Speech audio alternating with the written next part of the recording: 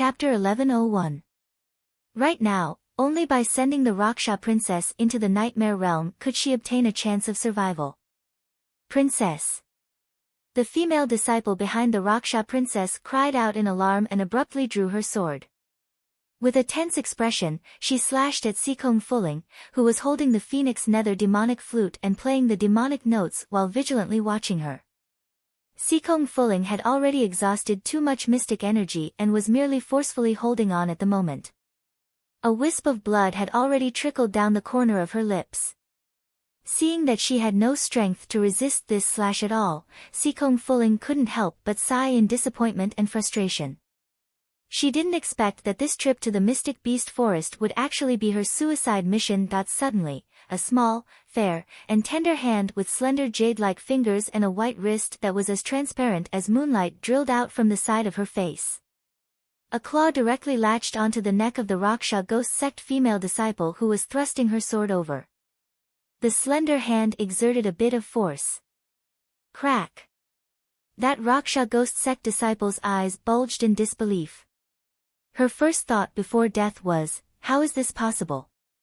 That was clearly a girl's hand, yet it was actually as firm as jade and directly twisted the neck of a level 10 mystic cultivator. Broken. Broken. Sikong Fuling's mouth was agape, and her neck stiffly moved. She turned around and looked in astonishment at the little lady standing behind her. Wearing plain clothes and a cold and emotionless expression, she stood in the pitch-black thicket like a jade statue flickering with a jade-colored glow. Bam! The Raksha princess, who had finally broken the entire talisman array after flinging out waves of mystic energy, turned around just in time to see this scene. When she saw that expressionless little lady snap her subordinate's neck with one hand, even the Raksha princess, who was experienced and knowledgeable, couldn't help but feel a chill in her heart. This kind of fear and cowardice made the Raksha princess feel exceptionally unwell. When had she ever been afraid of anything? Yet today, she actually felt a layer of fear towards such a young stoic-faced little lady. It was simply exceptionally hilarious. You. Who are you? The Raksha princess stared at Arbor fiercely while cowardly at heart, and she couldn't help but clench her fists tightly. Xiaomu abruptly moved, directly flitting towards the Raksha princess and reaching out to strangle her neck. Boom! Princess Luosha took a step back and threw out a powerful dark force at Arbor's body. The defensive barrier was instantly activated. He blocked Princess Luosha's attack without hesitation. Spirit weapon. As Princess Raksha screamed in shock, Arbor's 10 fingers, which were as hard as jade, stabbed toward the back of Princess Raksha's head. At this instant, not to mention the Raksha princess, even Sikong Fuling, who was watching from the sidelines, nearly stopped breathing. Too strong. It had only been 2 days since he last saw this little girl. Why did her cultivation seem to have improved so much? Sikong Fuling simply could not believe her own eyes. The Luosha princess leaped forward and dodged her claw in a wretched manner. She turned around and didn't have time to speak. Xiaomu stomped her foot on the ground, immediately creating a small pit. Her expression didn't change at all as she clawed forward with her small hand, ripping off half of the Raksha princess's tube top with a rip. Sikong Fuling. Fuck. If not for the fact that this little imp was a girl, she would have thought that this child was a pervert and sincere. The face of the Rakshasa ghost sect's princess immediately turned green. She looked at the girl in front of her in disbelief. Suddenly, her brows twitched, and she nearly exclaimed, "Why, you're blind?" Chapter 1102. Sikong Fuling looked over in shock and finally saw Arbor's current expression. Her eyes were like 2 pools of cold water. Although they were limpid, pitch-black, and extremely watery, one could see that there was no focus in them at all. She really was blind. How was this possible? Sikong Fuling sat up straight in shock. She was clearly fine several days ago, so how did she become blind when they met today? Arbor pursed her thin lips, and her eyes did not fluctuate in the slightest. She instinctively spread out her spiritual senses to the left and reached out to grab the evil person who had broken her talisman array. She had said before that anyone who obstructed her cultivation would be sent to the netherworld and would not be tolerated. The Raksha princess was thoroughly enraged. A blind person also dared to be impudent in front of her. This girl really had to be properly taught a lesson. Come out, Misty Night Wolf! The Raksha princess bellowed. A large wolf the size of 2 calves with shining pitch-black fur suddenly appeared next to the Raksha princess. Sikong Fuling swallowed her saliva and cried out to Arbor, Level 14 Mystic Beast, Misty Night Wolf. Be careful. The Misty Night Wolf bared its sharp teeth at Arbor and crawled on the ground. It suddenly howled and flew toward Arbor. Bam! Qing Wan, who had abruptly appeared in front of Arbor, kicked the Misty Night Wolf to the ground. It whimpered twice, and its eyes emitted a wild and untamed green light. Arbor's surging spiritual senses formed a swift and invisible mental attack that directly penetrated the other party's conscious and tore it apart. Ah! The Raksha princess, who did not expect such a move, was caught off guard. Her conscious felt like it had been ruthlessly torn apart and was on the verge of shattering from the root. This caused her to be flustered and short of breath, and her body also followed up with the most honest reaction and spat out a large mouthful of blood. This was mystic conscious. No. This was spiritual sense, right? How could a little mystic cultivator's conscious generate spiritual sense? The Rakshasa princess only felt that her head was in a daze and in pain. Before she could think about it, she already had the intention to retreat. She extended her hand to summon the Fog Night Wolf back, turned around, and fled in a sorry state without looking back. Arbor looked at the Luosha princess coldly. Although she couldn't see, she could follow her with her psychic sense. Seeing that the man had indeed left the area as if he was fleeing, Arbor indifferently withdrew his spiritual sense and walked forward aimlessly. Sikong Fuling dazedly looked at her and called out, "Hey," only to see her slowly walk away without even turning her head. Sikong Fuling sighed softly as she watched her departing back view with a sour taste in her heart. This little fellow had unintentionally saved her life, and she wasn't someone who couldn't tell good from bad. After this incident, Sikong Fuling felt some gratitude toward the little fellow in her heart. My Lotuses section break. Greetings, Princess. 2 royal maids dressed in pink and green bowed in unison toward a woman who was slowly walking over with a smile while carrying a small floral food box. That girl looked to be 17 years old and had a delicate and beautiful rosy complexion on her fair oval face. Her combed black hair was coiled into a unique swan bun with a hairpin, and 2 purple-red pearl hairpins were inserted into the bun.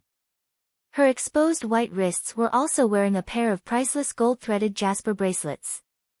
Seeing the 2 royal maids bow to her, that woman nodded slightly and said with excellent etiquette, "You 2 need not be so courteous." Chapter 1103. Thank you, Commandery Princess, the 2 junior royal maids said as they straightened up. Is His Highness inside the study? Commandery Princess Yi-en smiled faintly with an indescribable gentleness. The 2 royal maids exchanged glances before one of them mustered up her courage and replied, "Yes." Can you send someone to pass on the message that Yi-en requests to see His Highness? Yes. The other royal maid hastily turned around and ran towards the junior eunuch's duty room. Commandery Princess Yi-en stood outside the Eastern Palace's courtyard wall and waited quietly, not revealing the slightest bit of impatience or irritation. After a short while, the eunuch Xiao, 11Z strode over and bowed to Commandery Princess Yi-en. Commandery Princess, His Highness has some important matters to attend to, so he cannot find the time to meet you for the time being. Please return.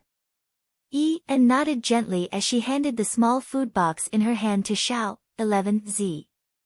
I'll have to trouble eunuch Xiao, 11Z to hand this food box to His Highness. This is a pastry that Yi-en made for Her Majesty the Queen Dowager. Her Majesty the Queen Dowager liked it very much after eating it, so she instructed Yi-en to give some to His Highness. Ah, yes. Thank you, Her Majesty the Queen Dowager, thank you, Commandery Princess. Xiao, 11Z quickly and respectfully accepted it with both hands before saying to Commandery Princess and with a smile, take care, Commandery Princess. Commandery Princess and nodded with a smile before turning to board a small sedan and returning the way she came. Xiao, 11Z peered at that small sedan before letting out a sigh of relief. He muttered to himself, fortunately, she didn't pester me. At least she's tactful. Eunuch Xiao, 11Z, why is His Highness not seeing the Commandery Princess? A royal maid in green couldn't resist asking softly in bewilderment. The Commandery Princess also had a lot of face in front of Her Majesty the Queen Dowager. Logically speaking, even if it was out of consideration for Her Majesty the Queen Dowager, His Highness should not be so cold to the Commandery Princess. Shoo, what do you know? Xiao, 11Z grumpily waved his hand at those two royal maids. His Highness is busy, so how could he have the time to see this person today and see that tomorrow? Alright, hurry up and do your work. We don't need servants who talk too much in the Eastern Palace. Just remember what your master says and do it. There's no need for so many whys. After being rebuked by Xiao, 11Z, the royal maid instantly shut her mouth in embarrassment. She curtsied and muttered, yes. The sedan passed through a small garden outside the Eastern Palace and took a detour to the Empress Dowager's bedroom. Princess. Walking beside the sedan, a young girl with a long face couldn't help but pout and say, His Highness is too unreasonable. The princess was ordered by the Empress Dowager to deliver the pastries, but the Crown Prince didn't even see you. Shut up. Commandery Princess Anne's frigid voice traveled out from behind the curtain. Is His Highness's affairs something a little wicked servant like you can casually fabricate? If you continue to talk nonsense like this and don't know your limits, I'll send you out of the palace tomorrow and send you back to the Marquis of Anne's residence. Ah! That young maidservant gaped in horror and rolled on the ground in fright. She repeatedly kowtowed and begged for mercy, Miss, please don't send me back. Yes, it was this servant who spoke out of turn, it was this servant's fault. Miss, this servant won't dare to do it again in the future. Commandery Princess Anne calmly ordered, stop. Afterwards, she lifted the curtain by an inch and bent down to get out of the sedan. She then walked up to the young maidservant gracefully. Looking at her fearful appearance, Commandery Princess Anne sighed softly and bent down to help the young maidservant up. Chapter 1104.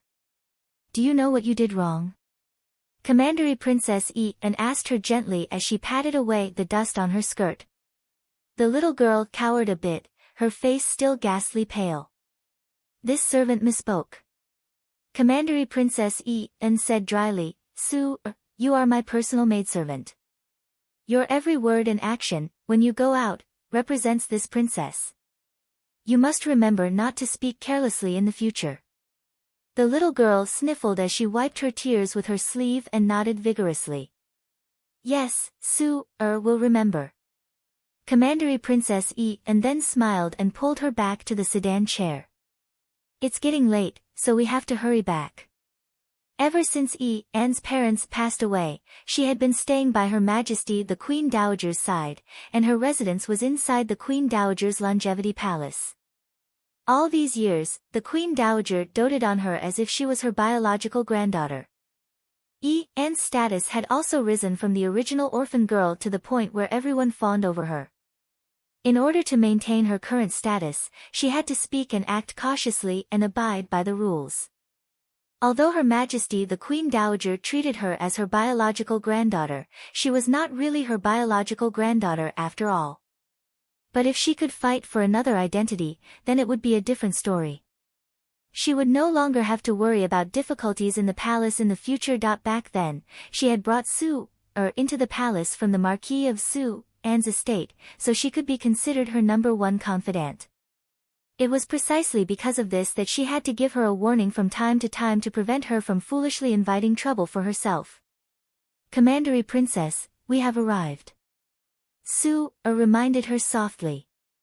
It was only then that Commandery Princess Yi-an returned to her senses. She looked at Anya Pavilion that she was staying in and stepped out of the sedan chair. After looking up for a while, she strode towards the Queen Dowager's bedchamber. Let's go to Her Majesty the Queen Dowager's place to take a look first. Commandery Princess. At this time, another yellow-clothed young lady came out of Anya Pavilion and bowed to Commandery Princess Yi-an. The Madam of the Marquis of Su-an's estate has sent an invitation to request an audience. Commandery Princess Yi-an creased her brows. What did she come here for? She did not have a good relationship with this aunt. Ever since her parents passed away, if Her Majesty the Queen Dowager had not taken her in, who knew how she would have been tormented by this aunt. As a result, her feelings towards the Marquis of Su-an's residence also faded with each passing day. Commandery Princess, you should meet the Marquis to avoid gossip. The palace maid dressed in yellow was able to distinguish right from wrong and spoke up to remind her. Commandery Princess Yi-an nodded faintly. Bring her over. After a short while, the Marquis of Su-an estate's Marquis Madam shuffled over with small steps, followed by a young woman with a plump figure. When the Marchioness saw Commandery Princess Yi-an, she threw herself at her while bawling, "Little Ninth, you have to uphold justice for your fifth brother." Ninth sister. The young married woman behind her also started to cry. Commandery Princess Yi-an's head swelled from their crying, and her expression involuntarily turned cold. What happened? Marchioness, fifth young mistress, speak properly. The Marchioness of the Marquis of Su-an's estate sobbed as she clutched her handkerchief. After being helped up by old fifth's wife, she said to Commandery Princess Yi-an, "Little Ninth, your fifth brother, he died so tragically." What happened to fifth young master? Commandery Princess Yi-an asked indifferently. Your fifth brother was killed by someone. He died in the secret room of his own room. The doctor said, Woo-woo, he was starved to death. Chapter 1105. The Marchioness of the Marquis of Su-an's estate cried and shouted while patting her chest, "Yi-an, you must seek justice for your fifth brother. Your fifth brother can't have died in vain like this." On the side, the fifth young madam pretended to wipe away the tears at the corner of her eyes, but she was sneering inwardly. This old woman simply didn't know what she was talking about. Did she really think that Commandery Princess Yi-an would seek justice for her? Did she forget what she had done to the Commandery Princess back then? Yet she still dared to plead with someone else now. If it weren't for this old woman insisting on dragging her into the palace, she would have long left the Marquis of Su-an's estate, that impoverished household, and fled far away with her little sweetheart. Hu Yukong, that wretched man. So what if he died? Why did he have to die so shamelessly? When he was found naked in the secret chamber with a servant girl who did rough work in the court. It really made her lose face. She couldn't shed a single tear for this bastard. The fifth young madam sneered. Yet she pretended to be sobbing on the surface as she followed behind the granny and put in her best performance. After Commandery Princess Yi-an understood the situation, she told the Madam of the Marquis of Su-an's estate calmly and distantly, "The Marquis truly flatters me too much. Since such a major incident has occurred, the Supreme Judiciary will certainly send people to investigate properly. Yi-an is only an unmarried woman, so how could she have the ability to interfere with the Supreme Judiciary's investigation? Madam, please restrain your grief and wait for the news at home." You. The Madam of the Marquis of Su-an's estate glared at Commandery Princess Yi-an. Great. Ever since you became a Commandery Princess, you completely disregarded the Marquis of Su-an's estate, right? The old woman rebuked loudly, "Don't forget. You are a young lady from the Marquis of Su-an's estate, and you are called Hu Xuan. Don't even know your ancestor's surname." Yi-an clenched her fists in anger. "Madam, please mind your words and actions. I am your aunt, your elder. What's wrong with me lecturing you? The old woman rebuked indignantly, and she snorted eccentrically with a crooked mouth. If you can't uncover the true culprit in your fifth brother's matter, I won't be done with you. Oh. Who do you want to be done with? A cold rebuke came from behind them. Commandery Princess Yi-en looked up with reddened eyes and hastily curtsied. Yi-en greets the Queen Dowager. The fifth young mistress shuddered and cursed the old lady in her heart. This damned old woman dared to be so arrogant in the palace, making a big fuss. Now, she had attracted the attention of the Empress Dowager. Let's see how the Empress Dowager will get out of the situation. Don't implicate me. The Marchioness of Su-en was also shocked. She quickly turned around and put on a fawning old face, bowing in greeting. This subject's wife greets the Empress Dowager. The Queen Dowager didn't even look at that old and young pair as she walked past them to Yi-en's side. She patted her small hand with a smile and asked, Yi-en, we heard that you went to the Eastern Palace. What is that grandson of mine doing? Commandery Princess Yi-en explained with a smile, His Highness is busy with official business, so Yi-en left after handing the pastries to eunuch Xiao 11Z. The Queen Dowager was taken aback. She glanced at Commandery Princess Yi-en before remarking with a shake of her head, That's true. This grandson of mine is good in every way. It's just that once he gets involved in official business, he forgets about sleep and food, forgetting everything else. Yi-en does not dare to disturb you. Oh we know that you are the most sensible one. The Queen Dowager patted Yi-en's small hand with a smile. Let's go, accompany we to the royal garden for a stroll. I heard that there is a newly secluded pond in the rear court, and it is very elegant. Commandery Princess Yi-en agreed with a nod with a smile. Chapter 1106. A yellow curtain that reached the ground fluttered gently. 2 guards were standing at the entrance to the Eastern Palace's small study, looking straight ahead. Xiao 11Z walked over in small, quick steps. Inside the room, Prince Mo creased his brows as he looked at his slightly stiff fingers. He applied a layer of medicinal power to them, quickly dispelling this stiff feeling. He propped up his chin with one hand as he stared at his other hand that was loosening and clenching. He speculated that this should be some kind of neurotoxin, but if he couldn't find the source, he wouldn't be able to prescribe the right medicine. Your Highness. Xiao 11Z ran in hastily with a small embroidered food box in his hand. Mo Yen didn't even look up as she asked apathetically, She left? Yes. This servant informed Commandery Princess Yi-en in accordance with your Highness's instructions. She didn't pester us and left without another word. Mo Yen nodded. Just as she picked up her brush to write down a word, she gripped her right wrist tightly, a faint viciousness flashing past her eyes. Damn it, that stiff feeling had crept up on her arm again after she used medicinal power to heal it. If he found that guy Ding Ting Ding, he would definitely chop him into pieces to vent the hatred in his heart.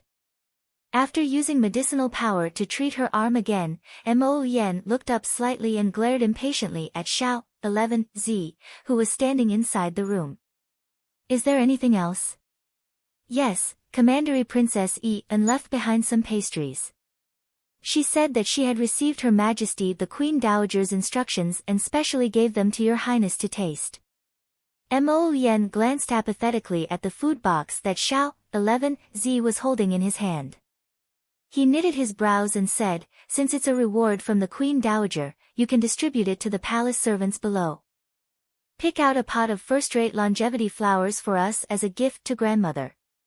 As you command. Xiao 11Z lowered his head and silently retreated with the food box. He mused, His Highness doesn't even want to touch Commandery Princess Yi-en's pastries. His attitude is already so clear, so why does this Commandery Princess Yi-en keep coming to the Eastern Palace? She really doesn't have any discernment. After Xiao 11Z left, Hui Feng arrived in front of the Crown Prince in a flash. Your Highness, the Hidden Night Pavilion received news that the Mystic Beast Forest's secret realm has been unsealed ahead of time. Everyone was teleported out, but the crown princess was nowhere to be seen.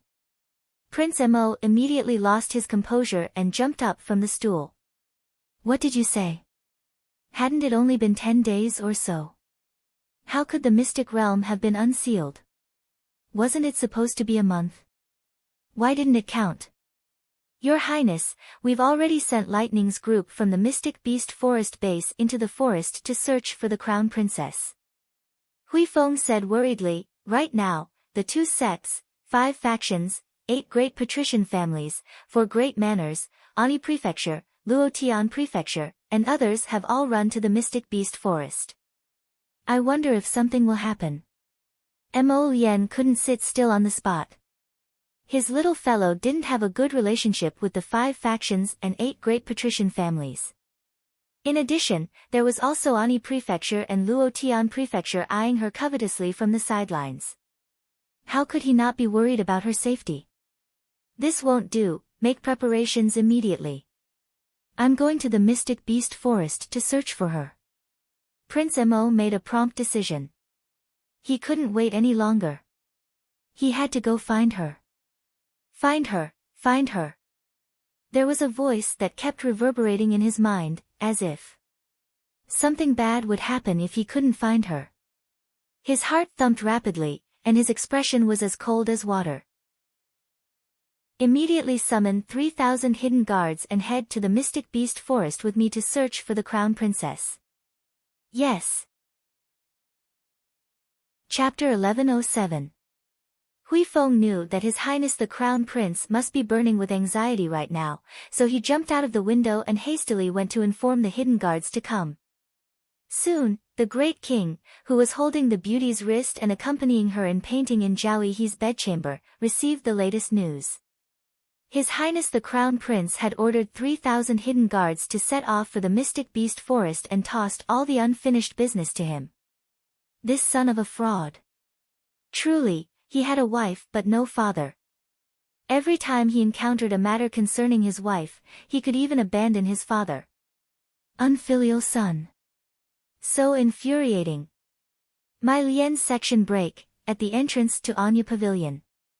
Su, who was overjoyed, hurriedly followed her young miss footsteps.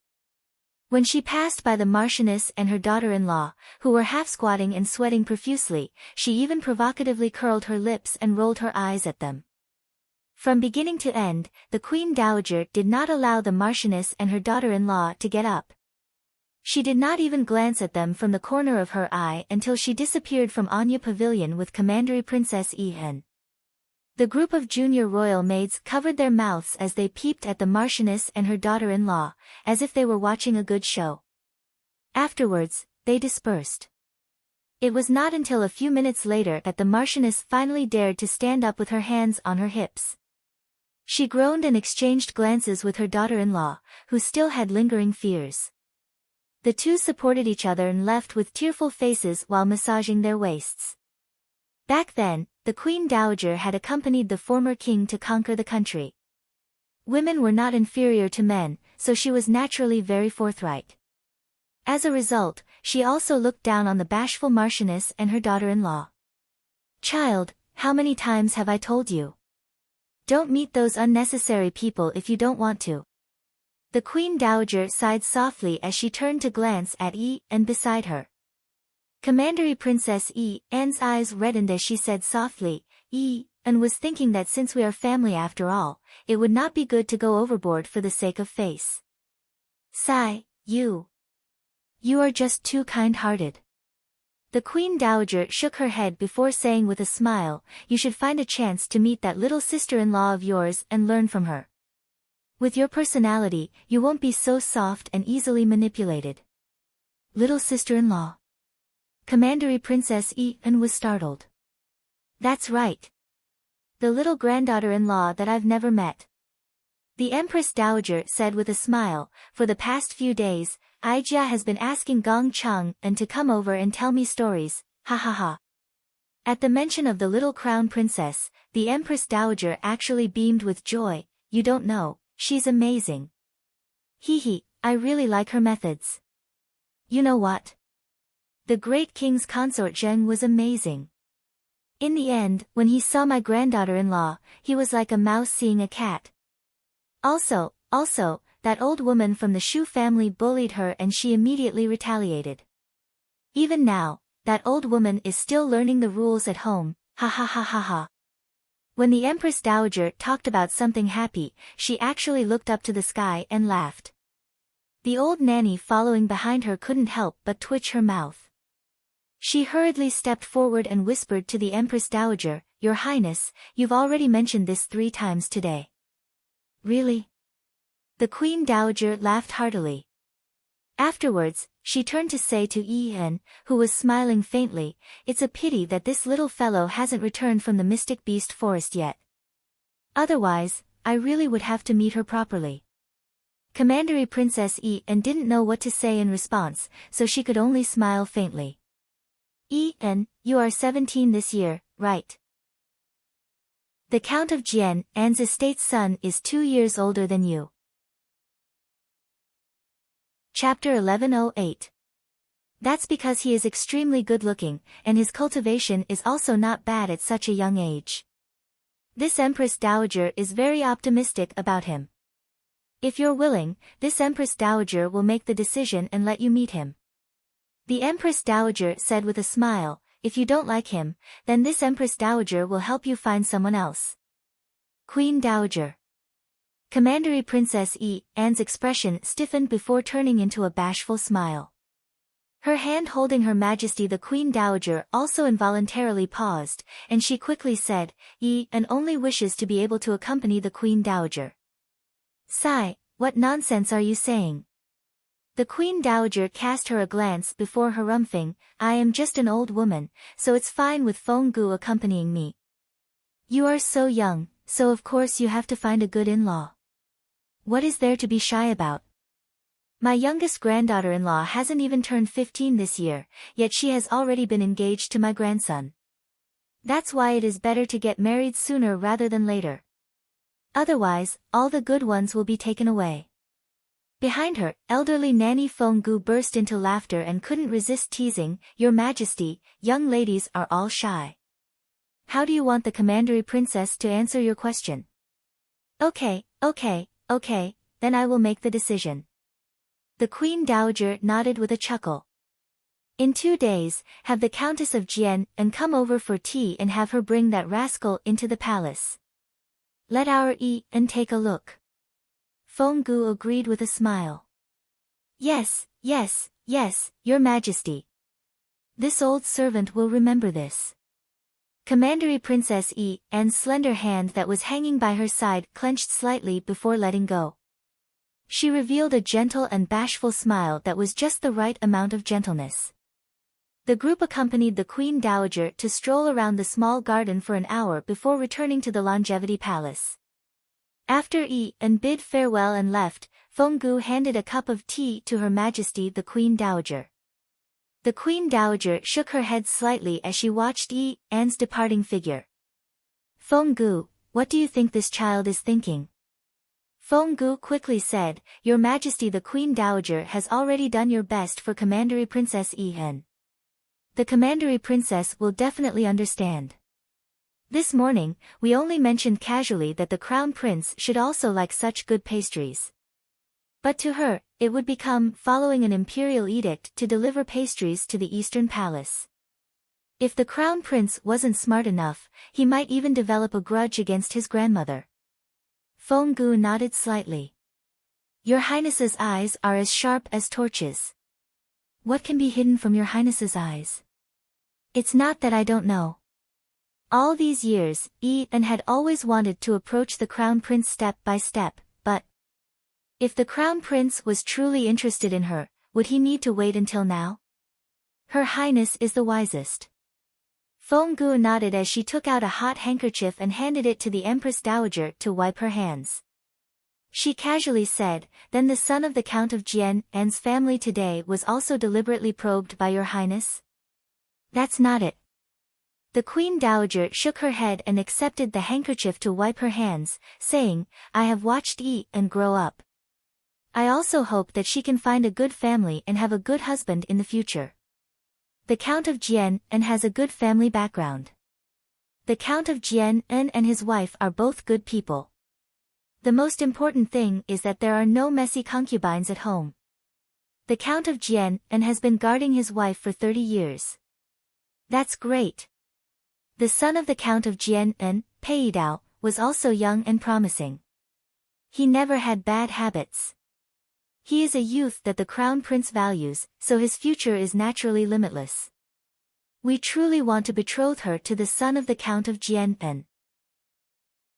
The Queen Dowager sighed as she said, but from the looks of it, there probably isn't much of a chance. Chapter 1109. An will definitely understand your Majesty's painstaking efforts in the future. It's also my fault for not disciplining him strictly. The great king's current state is mostly due to my spoiling. Back then. Sigh, let's not talk about it. What's done is done, and it can't be remedied. The Queen Dowager sighed with melancholy. Just like a normal mother, she had followed the former king to conquer the country and suffered enough, so she wanted to give her son the best things in the world. She had spoiled the great king, Mo, since he was young, so he didn't amount to much. The great king's situation had formidable parents and a fierce son, while he himself was unambitious and relied on his parents above and his son below. Thus, he got by just like this. It's just my grandson who has suffered, having such an unreliable father. He has been burdened with a lot of things since he was young. The Queen Dowager lamented, he finally found someone he likes and wants to spend the rest of his life with. No matter what, this widow cannot let anyone ruin it. Of course. Feng Gu said with a nod, these past few days, this old servant has been hearing Gong Chang and talk about the crown princess. This old servant is also itching to meet the crown princess immediately. The Queen Dowager smiled again, her eyes narrowed into slits. I liked it the moment I heard it. This child will definitely hit it off well with me. This child, is good at everything. It's just that she is a bit too pretentious and not sincere enough. The Queen Dowager commented with a shake of her head. Actually didn't understand the Queen Dowager. The Queen Dowager was an honest elderly lady, and it wasn't without reason that she liked the Crown Prince and little 12th. These two children were just normal grandchildren in front of her, and they would happily call her grandmother when they saw her. Other children would not be like this. If wasn't so pretentious and let go of her temperament in front of the Queen Dowager, perhaps the Queen Dowager would like her a bit more. Her standards are so high, and the one she likes is the Crown Prince. She clearly knows that it is a dead end, yet she still insists on running headfirst into it when this widow lured her back. The Queen Dowager sighed. At this moment, a secret guard came to report that the Crown Prince had left the capital. When the Empress Dowager heard this, she laughed loudly. She pulled Aunt Feng aside and said, Look, look, look. My grandson has gone to chase after his wife. We've only been gone for less than 10 days. Look at how impatient this child is. Ha ha ha ha. Feng Gu pursed her lips and giggled. My Zhou's section break. At the same time, Arbor was strolling aimlessly in the mystic beast forest. If he encountered any ignorant profound beasts that pounced over, he would mercilessly kill them with a single strike, and then instinctively dig out their crystal cores. The entire mystic beast forest was like her home's imperial garden. She walked and stopped, and from time to time, she would use her spiritual perception to scan her surroundings. She was searching for a better place with dense mystic energy to cultivate. In front of them was a small stream, the sound of water flowing through the forest. Sikong Fuling, who was sitting on a rock by the stream and washing her prey, turned her head warily when she heard faint footsteps. He couldn't help but stare blankly. Arbor walked over expressionlessly. After surveying the surroundings with his spiritual perception, he stretched out his leg to walk forward.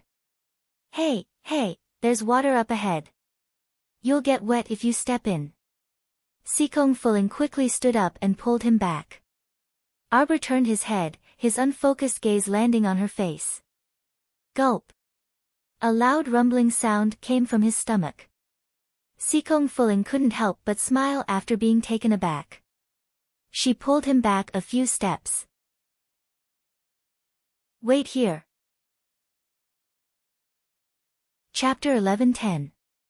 Arbor simply didn't know that Sikong Fuling was talking to her. She just instinctively found a clean place to sit down. Very quickly, Sikong Fuling set up a bonfire and placed a small type of cleanly skinned mystic beast on it to roast. Not long after, the aroma wafted out, and Sikong Fuling grumbled, "My mouth is so bland from eating dry rations every day." Fortunately, this kind of small mystic beast hasn't mutated. Although the meat isn't considered fresh and tender, it's still enough to eat 2 bites. I spent a lot of effort to get rid of the fishy smell. As Sikong Fuling spoke, she threw her a piece of thigh meat wrapped in leaves. Arbor sat at the side like a jade carving. When the item flew in front of her, she couldn't help but reach out to catch it steadily. Sikong Fuling raised her eyebrows, and her probing gaze fell on her. She was clearly blind, so how could her movements be so precise? Could it be that her mystic sense was very powerful? Thinking of the Raksha princess who had been defeated and fled by Arbor, that person suddenly clutched her head and retreated in defeat. Could that be the legendary mystic sense attack? Sikong Fuling's pupils immediately contracted, and she took a bite of the mystic beast meat in her hand. It was hard, sour, and unpalatable, and truly had a feeling of being unable to swallow it. Looking up again, she saw that the little girl had finished eating that piece of thigh meat in a short while. Sikong Fuling inwardly admired this little fellow. She was so young, but she could endure so much hardship. Look at her eating such unpalatable meat without wrinkling her brows in order to fill her stomach. She couldn't even compare to such a small little girl. Sikong Fuling frowned and looked like she was going to climb a mountain of swords or plunge into a sea of fire. She swallowed that hard and somewhat sour meat bite by bite, and she repeatedly vomited as she ate. Her admiration for Arbor increased by several degrees. She was worthy of being the crown princess at such a young age. She was indeed born with the spirit of a superior person. How could Sikong Fuling know that the little girl had no sense of taste at all? Everything she ate was like chewing wax, and it was just a subconscious action to fill her stomach. If she regained her sense of taste, not to mention such a large piece of meat, even if it was just a bite, she would spit it out. At night, Sikong Fuling found a clean place to lie down and rest. Glancing over, she saw Arbor sitting upright and still under a tree, meditating with his eyes closed. The corners of her mouth twitched involuntarily. Was there a need for this child to be so hurtful? Would he die if he didn't cultivate for a day? Cultivating at night instead of sleeping was simply an eyesore. She touched the dagger beside her and tossed and turned for most of the night. Then she sat up and looked at Arbor's expressionless face in the darkness. Right now, she should be completely immersed in cultivation. Gritting her teeth, Sikong Fuling stood up and agilely walked to her side. Should she make a move on her? That vicious little fellow had almost taken his elder brother's life with that slash of his saber. That was a real stab to the heart. Even as a bystander, she felt her heart ache. Not to mention how pitiful and heartbroken her elder brother, who had really suffered that stab. Sikong Fuling reached out to touch the dagger tied to her calf and made a motion to pull it out. Then, she paused and looked at Arbor with a melancholy expression. Forget it. She still owed her a life. How could she do something like repay kindness with enmity? Chapter 11:11.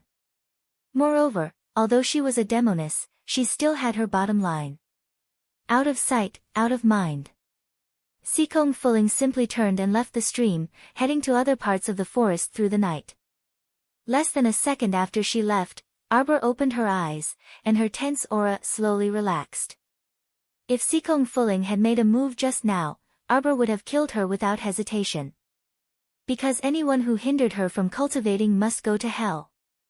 In a moment, Sikong Fuling had slipped one round around the gates of hell. Arbor didn't care where Sikong Fuling went. She didn't even know this person and closed her eyes. Sikong Fuling didn't know how long she had walked for, but she felt that it should have been the middle of the night. Day and night couldn't be seen in this gloomy mystic beast forest, but according to her estimation, it should be dawn now. Sikong Fuling halted her steps and turned back to take a look. She didn't know what was wrong with that fellow, but she was blind and somewhat dazed. Wasn't it too much for her to leave just like that? After all, she had saved her life before, and all the previous small conflicts could be disregarded. What if that fellow starved herself to death just like that? Then wouldn't she have indirectly killed her benefactor? Sikong Fuling also didn't understand her current state of mind. After being conflicted for a while, she couldn't resist turning around and sprinting toward the stream. However, when she ran back to the stream, she discovered that the little fellow had long disappeared without a trace. And right at this moment, a fiery cloud soared into the sky, boiling over half of the sky. A layer of golden red light descended to the earth along with this fiery cloud, forming a spectacular golden pillar that connected the sky and earth together.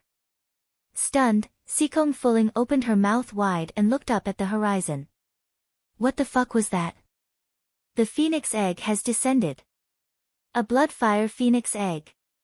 Father, the bloodfire phoenix egg really has descended, Liang Qingxing exclaimed with a slightly agitated expression. Sect Master Liang smiled and nodded, everyone, be careful. This bloodfire phoenix egg can't possibly have popped out from a crack in a rock. If the phoenix couple is also present, don't do anything and just watch the show. That's right. The sect master of the Heavenly Path sect, Sitamin, nodded. He turned around and said a few words to the excited disciples. The most unlucky ones were Mu Boming, Do Heping, and Qin Guelu. They were originally flying towards Arbor's cultivation ground, but halfway through, they realized that the halo had completely disappeared. At that time, Arbor had already exited his cultivation state and was fighting with the Rakshasa Ghost sect leader, Princess Rakshasa. Mu Boming and the others lost the location of Arbor's cultivation, so they could only search the vicinity in a daze. However, Arbor continued to wander in the forest. How could they find her? Mu Boming and the others couldn't help but vomit blood when they saw the place where the bloodfire phoenix egg had lit up. It was actually a place that was very far away from them in a straight line. This time, they really had to speed up and run wildly. Along the way, there were disciples who couldn't keep up with their speed and fell behind, but Mu Boming, Do Heping, and the others couldn't care less. They just kept urging themselves to go faster, faster, and even faster in their hearts. Their phoenix egg, ah! They didn't want others to beat them to it. Back to Arbor. Not long after Sikong Fuling left, she also exited her cultivation state. Chapter 11-12. She disliked that the mystic energy next to the stream wasn't dense enough and wanted to move to another place to search. Just as she was casually strolling around, she sensed that more than half of the mystic beast forest was suddenly covered by a surge of restless and dense fire spiritual energy. Hurl! Something fell from the sky and smashed toward her head. In the blink of an eye, Arbor turned around and swiftly stepped away, avoiding the whistling sound of the wind.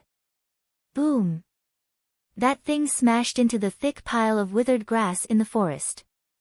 Xiaomu used her spiritual conscience to look over and saw that it was a strange oval-shaped object that was sitting on the pile of withered grass just like that. Its entire body was overflowing with a red light, and it looked quite big and heavy. She didn't know what the hell it was, but when it fell from the sky just now, it almost smashed through her head.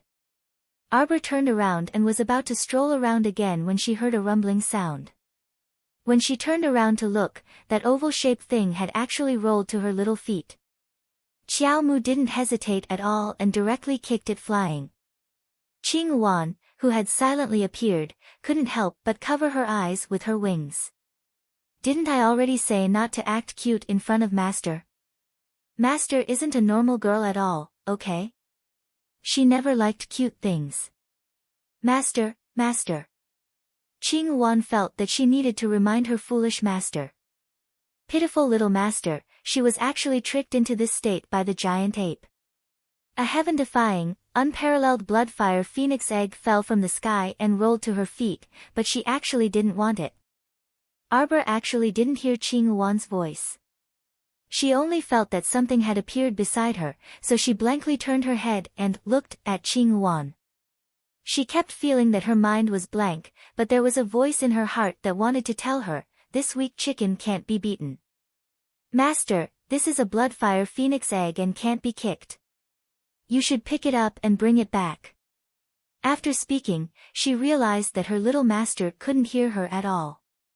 Moreover, with her current brain, she reckoned that she wouldn't understand what she meant even if she heard. A person who only had the word cultivation in her head basically had zero survival ability. Everything depended on her subconscious instincts for survival. Seeing how she couldn't even feel the hunger in her stomach before, it was obvious how miserable she was now. Qing Wan flapped its wings and flew to the little master's shoulder. Its furry little body nudged her neck. Poor master, don't be afraid, Qing Wan will protect you. In the next second, the expressionless little master cruelly reached out and slapped it. With a "phew" sound, it was sent flying. Rumble, rumble, rumble. The bloodfire phoenix egg that had been kicked away strenuously rolled back. Just as it touched Arbor's calf, she raised her small foot and made a kicking posture. Wait! Pa! Arbor couldn't even hear what Qing Wan said, so how could he hear the sound of an egg? This kick was even more ferocious. After being kicked against a tree, the bloodfire phoenix egg bounced back with a "piu" and once again rolled to Xiao Mu's side with a thud. Master! Qing Wan simply transformed into her human form. With a messy bird's nest hair, she ran to Arbor's side in tears and grabbed her little hand. Stop kicking. This is a bloodfire phoenix egg. It can fight and use big moves. It has no problem going up the mountain or down the sea. Even if it's not good, we can roast it and eat it. Chapter 11:13.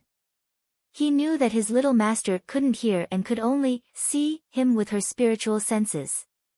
Qing Wan hastily made all sorts of strange movements, jumping and hopping. In the end, he even fished out an egg and knocked it twice. Then, he peeled the shell out and handed it to his little master, pointing at her little mouth. Arbor expressionlessly reached out to take that small egg and took a bite. She, who didn't feel anything after eating, directly stuffed the entire egg into her mouth. Classmate Qing Wan's mouth twitched. Why did he feel that this master was even more adorable than before? Arbor turned to look at that bloodfire phoenix egg and walked toward it. A small hammer suddenly appeared in her hand. Qing Wan, who was following behind her, suddenly widened her eyes and hastily exclaimed, "You can't eat it now, you can't." The bloodfire phoenix egg rolling under the tree shook its round body for no reason and angrily jumped up and down, emitting a soft cry. "You woman! Stop right there!" Arbor's hand, which was holding the small hammer, was forcefully pulled back by Qing Wan, who rushed over afterwards. Qing Wan once again gestured with his hands and feet, using images to make Arbor understand that this bloodfire phoenix egg had to be roasted first before it could be eaten. The bloodfire phoenix egg jumped up and bumped into Qing Wan. "You damned bird, don't always slander me. You idiot, hurry up and retract the light on your body." Qing Wan shouted irritably. At this very moment, everyone in the entire Mystic Beast Forest was rushing over in a flurry. The bloodfire phoenix egg's red light was too dazzling. Even a blind person could find its direction, let alone in such a dark and overgrown forest. This round of light was simply a guiding light. The bloodfire phoenix egg said weakly, "I can't retract it." Fraud. Qing Wan directly picked up that egg and stuffed it into Arbor's arms. Then, she pulled her and ran into the depths of the forest. "Hurry and go, little master. Many people are chasing after us." "Where are you running to?" A shout came from midair. The speed of the approaching person was rather fast. In the blink of an eye, the huge shadow covered the entire area. This was a middle-aged man with a dark face, a square mouth, and a wide nose. His black robe fluttered in the wind.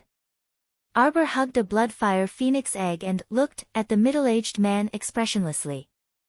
Qing Yuan could feel the man's strength, but fortunately, he was alone.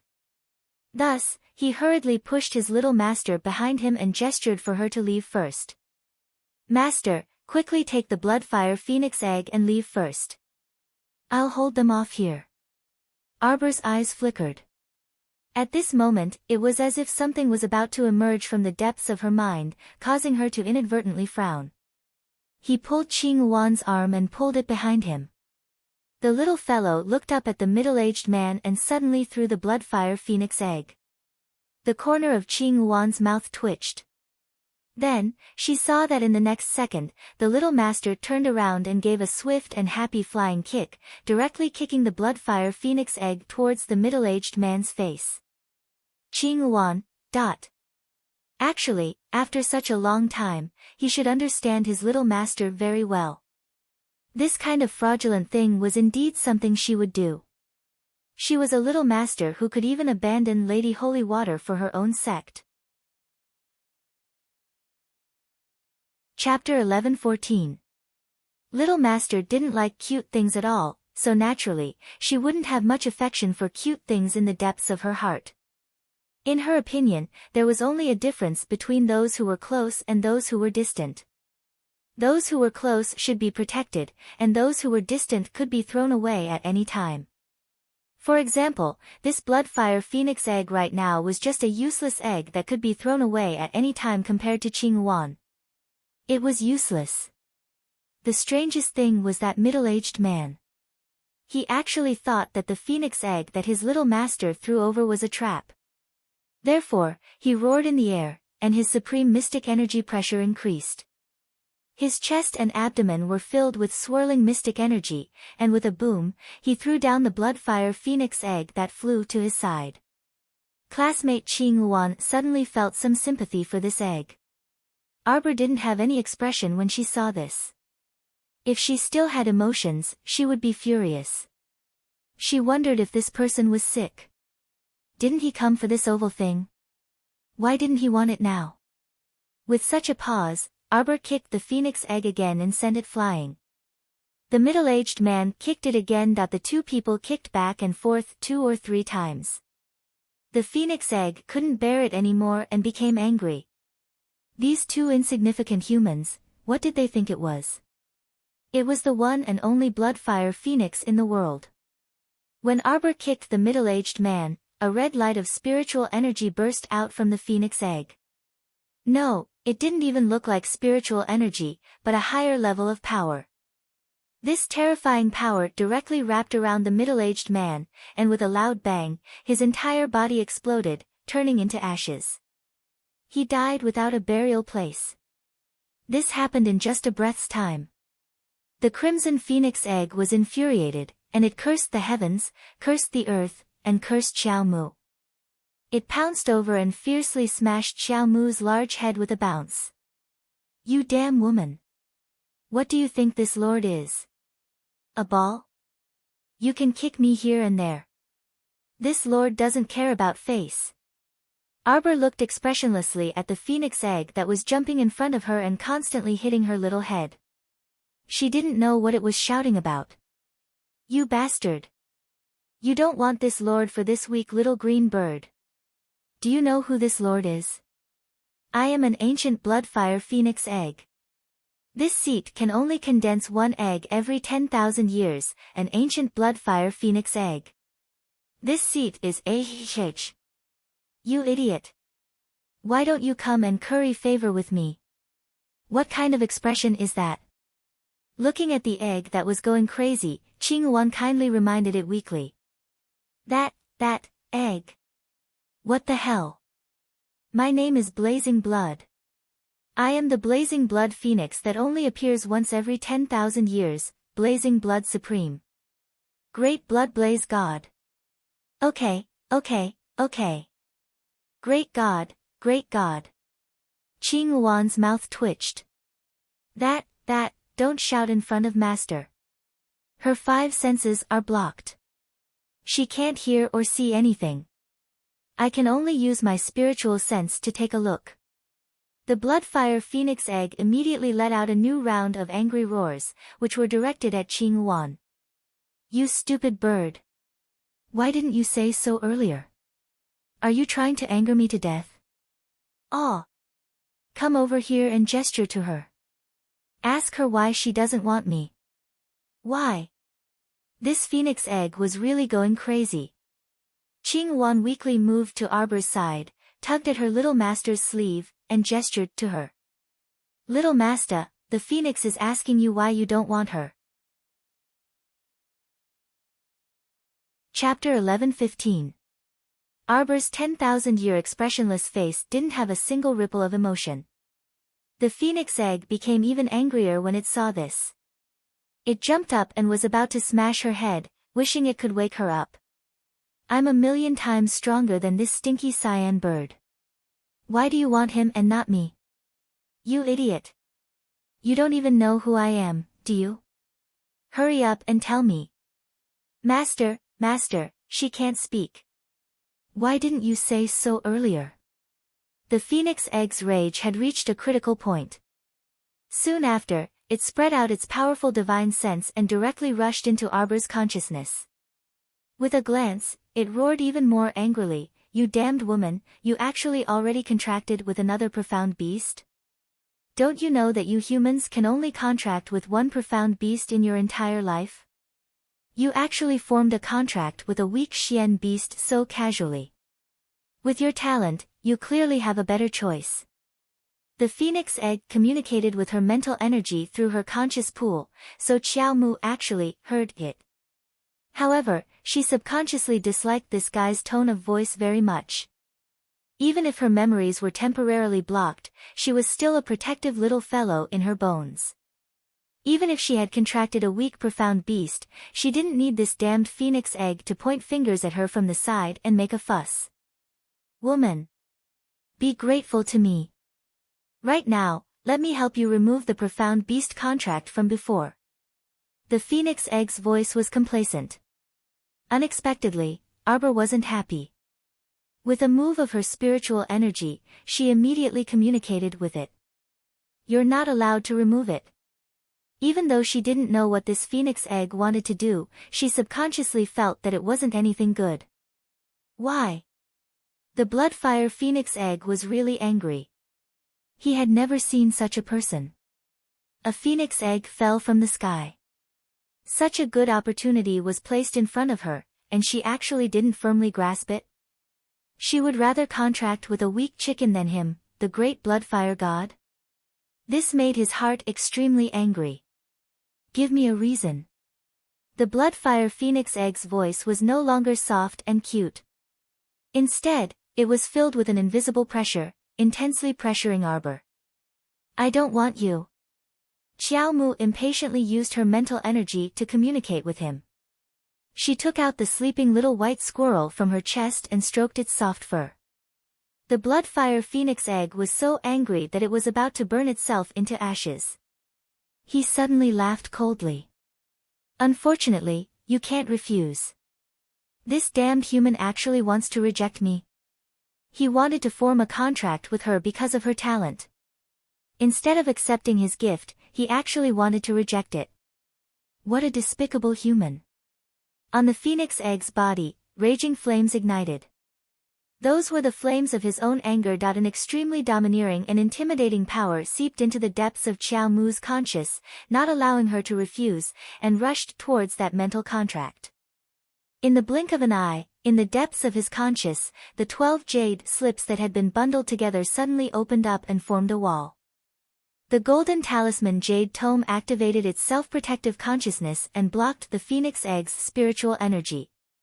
At the same time, an angry consciousness rushed out of Arbor's consciousness and flew towards the phoenix egg's mental contract.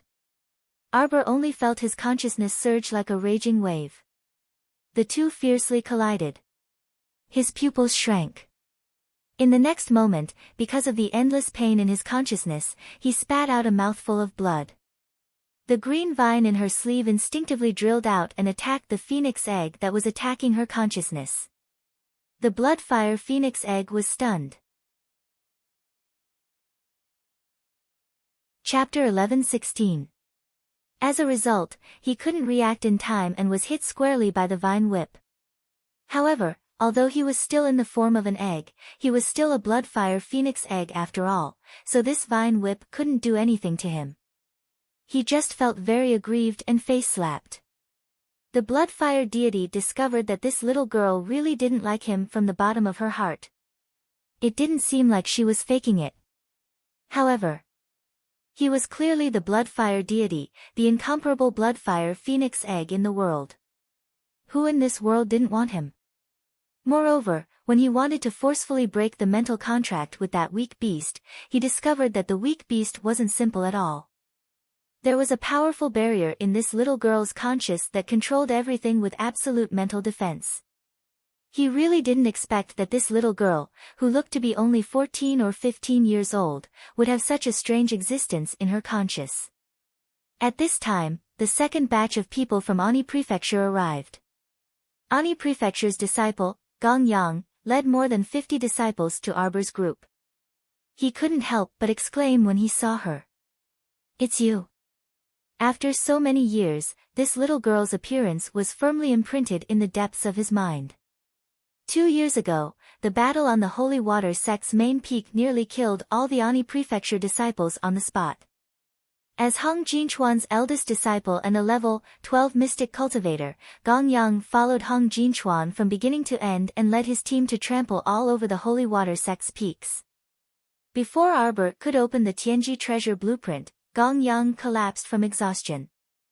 As a result, he escaped a calamity and didn't directly enjoy the Tianji treasure blueprint's attack.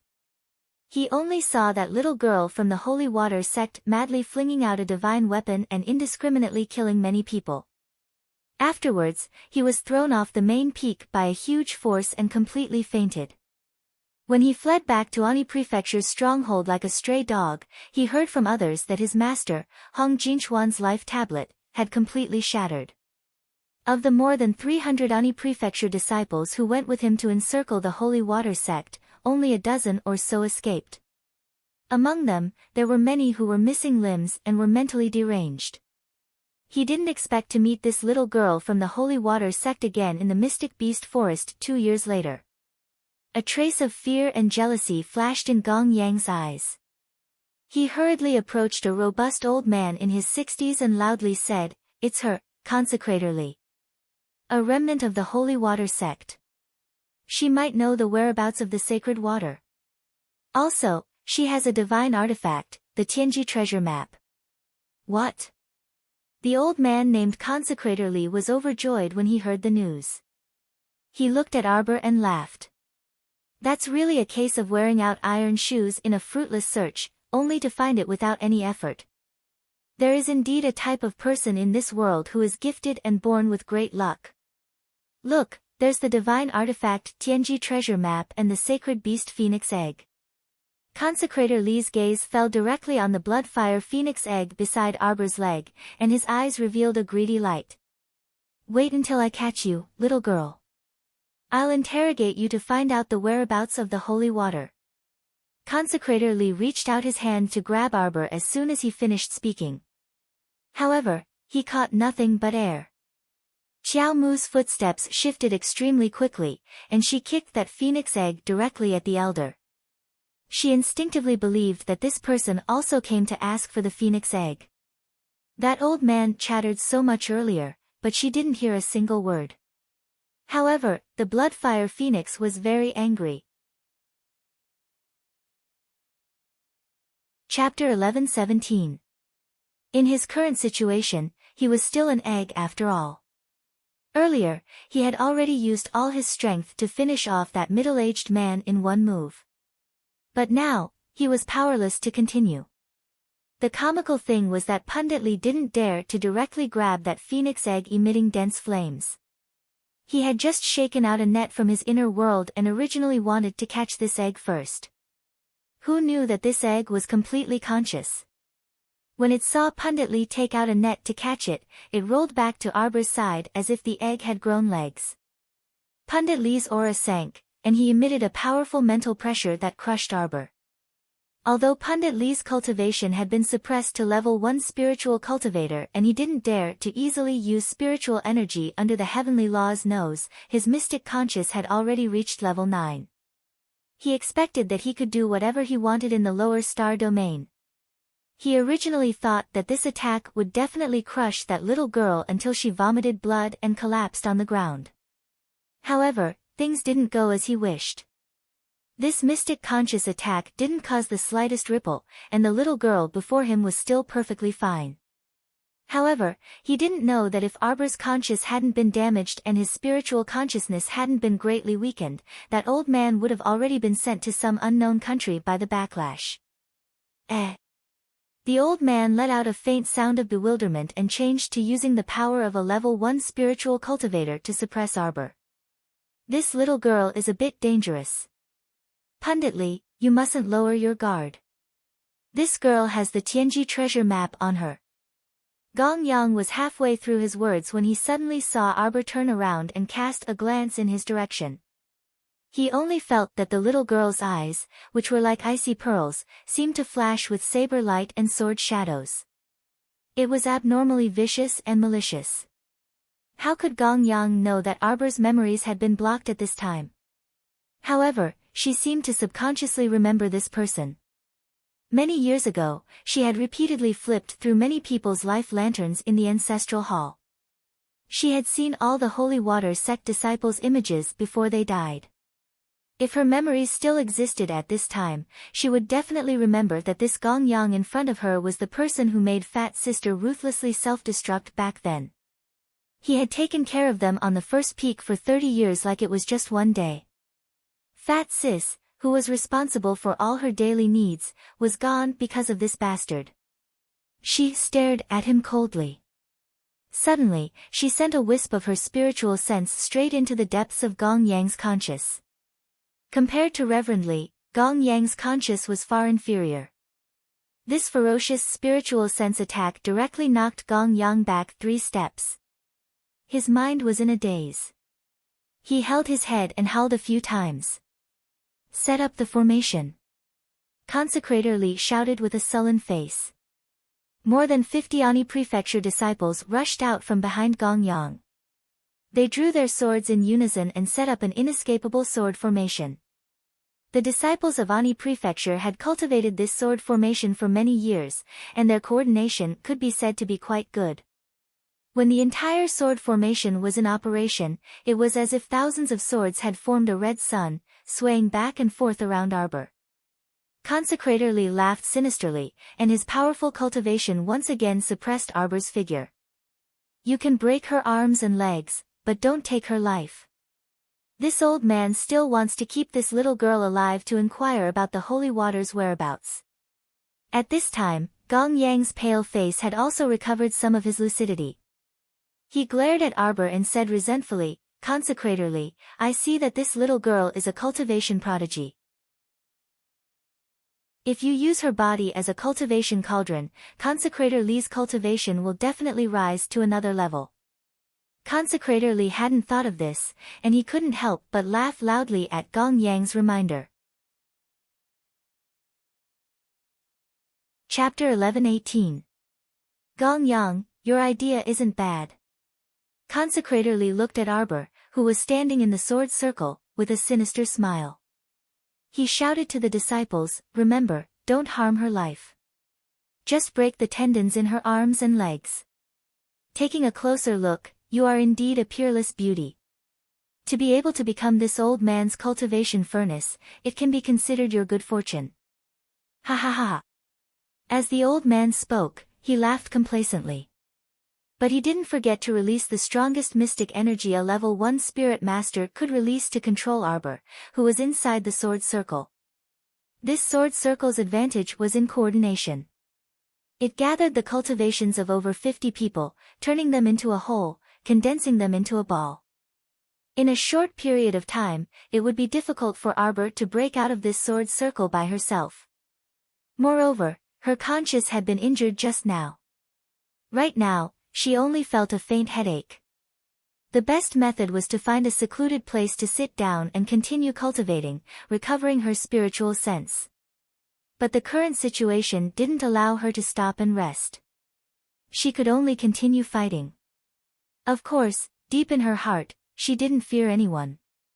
Moreover, although she didn't know what they were blabbering about, seeing their vulgar expressions, she knew it wasn't anything good. Suddenly, something flashed in the depths of her mind. As if suddenly realizing something, she took out a round bead from her pocket. The Duan family's core ravaging thunder. Gong Yang suddenly screamed. Quickly dodge, this thing is incomparably powerful. Gong Yang had actually been paying attention to Arbor all this time because he was afraid she wouldn't take out the Tianji treasure blueprint at any time to kill them all. But after waiting for a while, the Tianji treasure blueprint didn't appear. Instead, a very dangerous core ravaging thunder came. Arbor didn't wait for him to finish screaming. She threw down a core ravaging thunder and instinctively stuck a teleportation talisman on herself and blew a wand. With a whoosh, she moved out of the sword's circle and instantly appeared 1,000 meters away as fast as lightning. Consecrator Li's eyes widened. Before he could react, he heard a loud boom. The disciples of Ani Prefecture who were gathered together were in for a bad time. The disciples in the inner circle just happened to be at the core of the core ravaging thunder's explosion. They were blasted to pieces, missing limbs, and mangled flesh. The dozen or so people in the outer circle were slightly better off, but their faces and bodies were also covered in blood. They were blown away by the blast of the explosion. The might of the core ravaging thunder had alarmed all the Xian beasts in half of the forest. For a moment, a loud roar came from the depths of the forest. Previously, because of the birth of the Bloodfire Phoenix egg, all the beasts were dormant and didn't dare to move. Now that they saw that the Phoenix egg didn't move, the boss of the forest finally dared to roar in anger. Arbor and Qing Wan had already turned around and ran away, leaving behind an egg who was hopping and chasing after them. He was so angry that he shouted, "Stop, you guys stop!" Paw! A large, furry white tail suddenly attacked the Bloodfire Phoenix egg. If it wasn't for the fact that the Phoenix egg rolled quickly, it would have been hit by the tail. The tail missed and drew a white mark on the ground. Wherever it passed, a huge rock half the height of a person was directly smashed into pieces. Arbor stared blankly. She lowered her head and looked at her empty little hand. She turned her head to look at the snow-white little critter with an indescribable expression. If she was awake right now, she would definitely shout happily, "Chirp chirp, you're awake." However, she was currently looking at them expressionlessly. There wasn't the slightest fluctuation in her emotions. Chapter 11:19. It was during this pause that Ani Prefecture's consecrator Li caught up with an unsightly expression leading a group of defeated soldiers. With a wave of his hand, the remaining dozen or so Ani Prefecture's people surrounded Arbor. But everyone's faces were a bit pale as they looked at Arbor with trepidation. "Stinky girl. I really underestimated you." Consecrator Li shouted angrily, giving Gong Yang a meaningful look. Gong Yang nodded in understanding and secretly slid her feet twice. She suddenly reached out to grab Arbor's shoulder, a vicious glint flashing through her eyes. She intended to break Arbor's arm. Chirp! A white fluffy figure shot over like an arrow, angrily slapping Gong Yang's face with its little claws. With a pounce, Gong Yang screamed and raised his hand to cover his face, fresh blood slid down from between his fingers. The little fat squirrel's movements were too fast. In just a breath's time, it succeeded in its surprise attack and clawed Gong Yang's eye blind. Consecrator Li cursed, "Useless thing," in his heart and directly rushed towards Arbor. He sneered and said, "Stinky girl, if you have the guts, try throwing another core ravaging thunder." He wasn't a fool. He naturally knew that a great killing weapon like the core ravaging thunder was an extremely rare item even in a concealed weapon aristocratic family. Confirming that Arbor couldn't possibly have a second core-ravaging thunder, Consecrator Lee fearlessly struck out 2 palms in Arbor's direction, vigorous mystic energy suddenly encircling her. Gong Yang covered his face with one hand and screamed with a distorted expression, "Consecrator Lee, quickly catch this stinky girl." Once Consecrator Lee turned this stinky girl into a cultivation vessel, he would definitely make this girl beg for death in order to avenge the enmity of losing an eye today. This hateful girl actually dared to let a weak little mystic beast from God knows where scratch his eye blind. Gong Yang was so angry that he couldn't restrain himself. His entire body trembled in anger on the spot. Consecrator Lee sneered. This old man's movements weren't slow. While using mystic energy to lock Arbor in place, he had already flashed in front of her and was about to grab her delicate little neck in the next second. Arbor suddenly raised his small hand. Consecrator Lee was shocked, and he flew back like a bird startled by the twang of a bow. Gong Yang, who was covering his eyes with one hand, also cried out in horror and suddenly retreated. The dozen or so people from the Ani prefecture who had encircled Xiao Mu on the outside also stumbled back a dozen or so steps, glaring at her in terror. Arbor looked at the crowd coldly and quietly put down his little hand. Consecrator Lee saw that she didn't move for a long time and couldn't help but cry out in anger. This damned brat dared to trick him. The most hateful thing was that there were so many of them, but she actually succeeded in tricking them. How infuriating. Consecrator Lee had a fierce look on his face. He jumped up and swept his strong old leg towards Arbor's feet. There was anger on his face.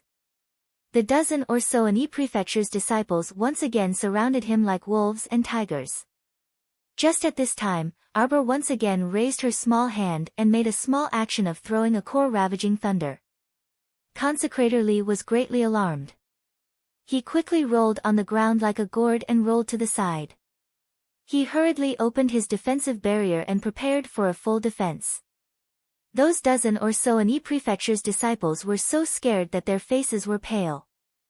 They rolled on the ground and loudly gasped for breath. They were so scared that they retreated again. However, after half a day, there was still no movement.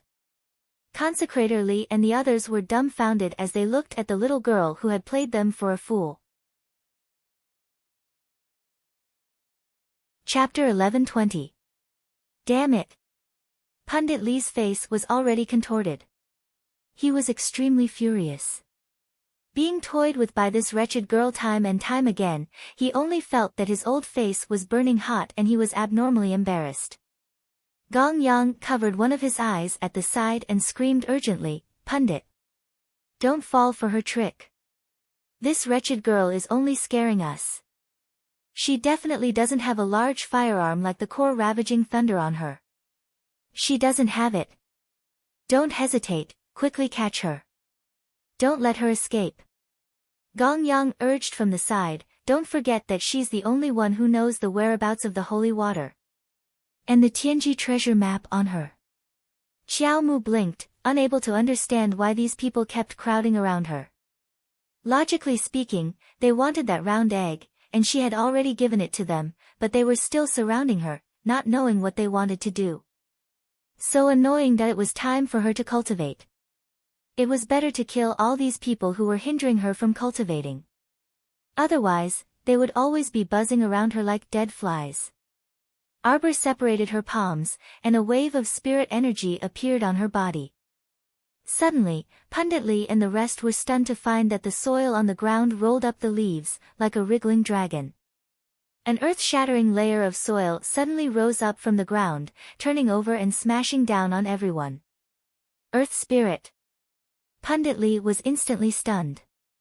With his eyesight, he could naturally tell at a glance that Arbor was using one of the 5 spirits, the Earth Spirit.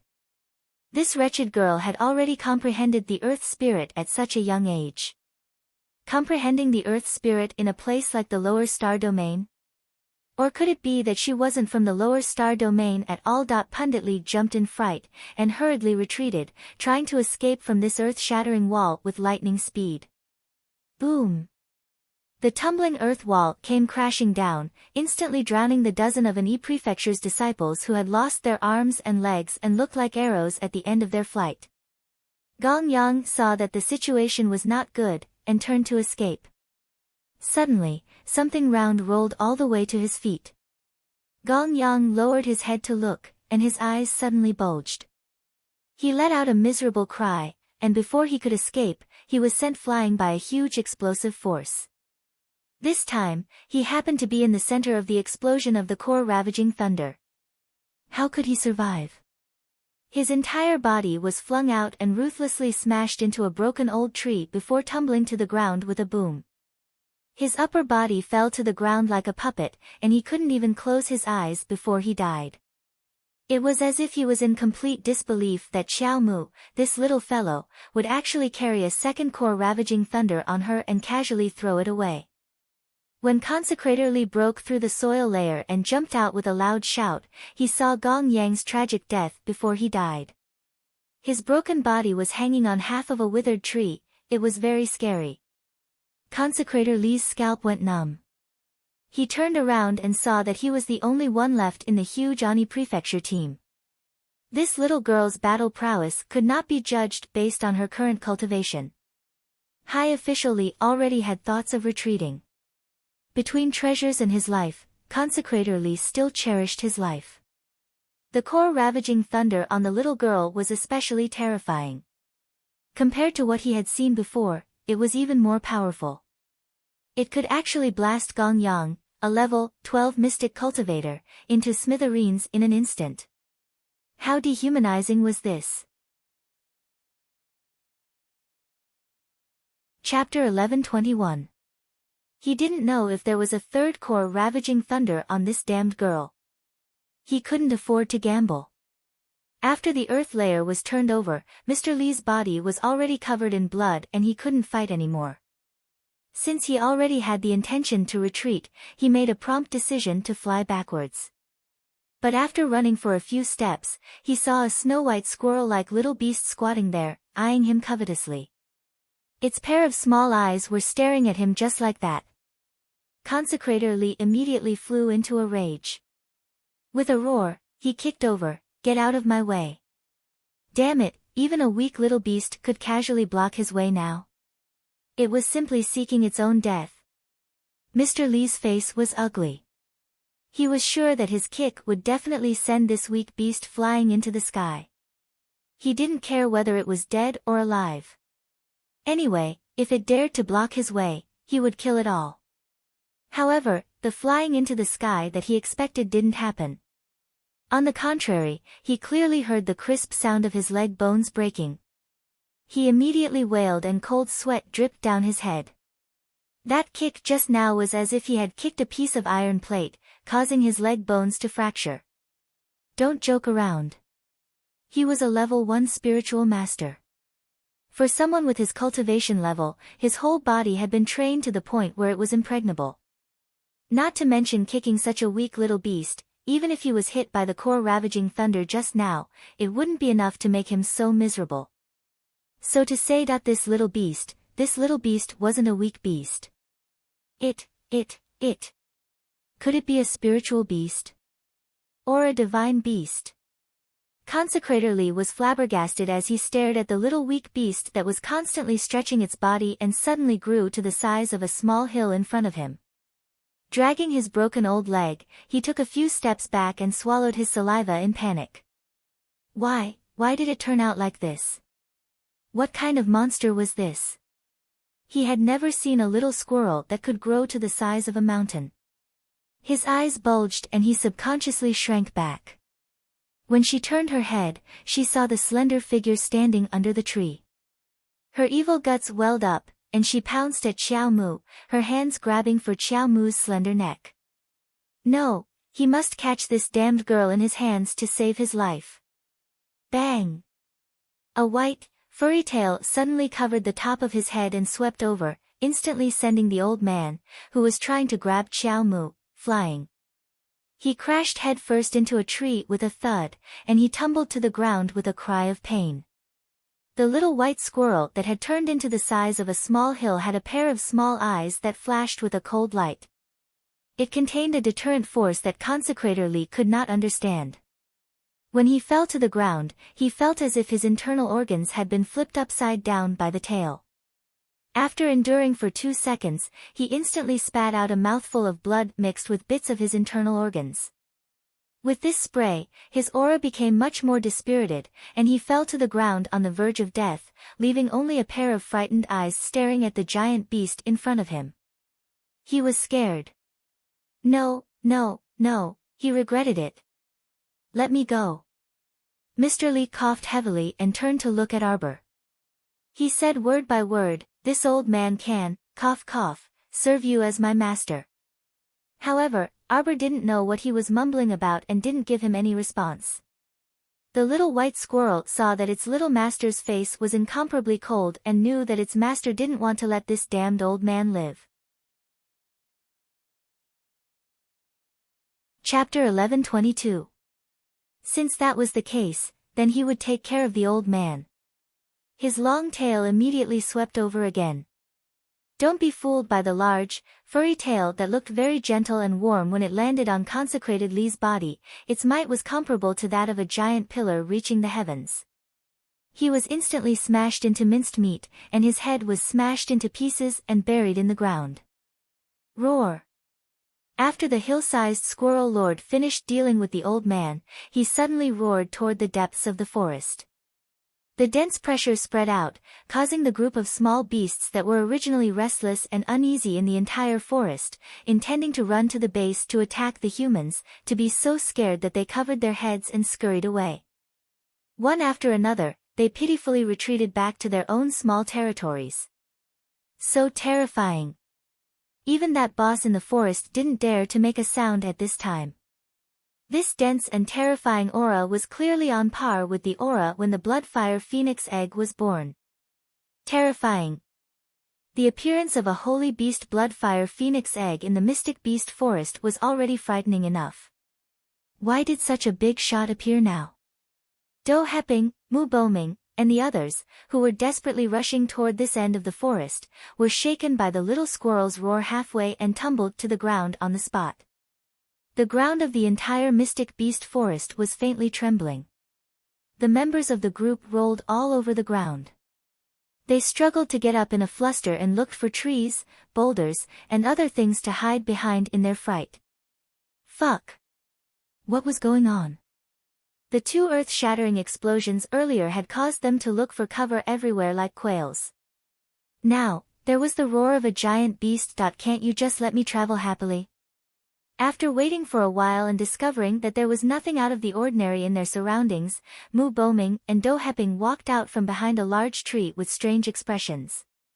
When they turned around, they saw Qin Guelu and the eldest young Sir leading a group of people from the Qin estate rushing over at a moderate speed. They didn't appear to be in a sorry state and seemed to be taking a leisurely stroll along the way, which made Family Head Mu and Family Head Do's teeth ache. So everyone is here. Qin Xian looked at the people from the Do and Mu clans with a grin.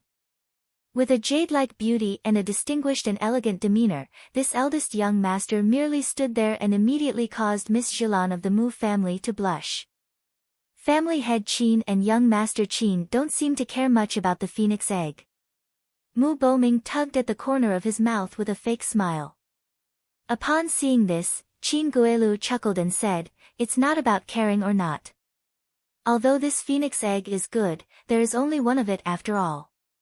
Whether or not we can get it depends on fate. Let's just leave it to fate."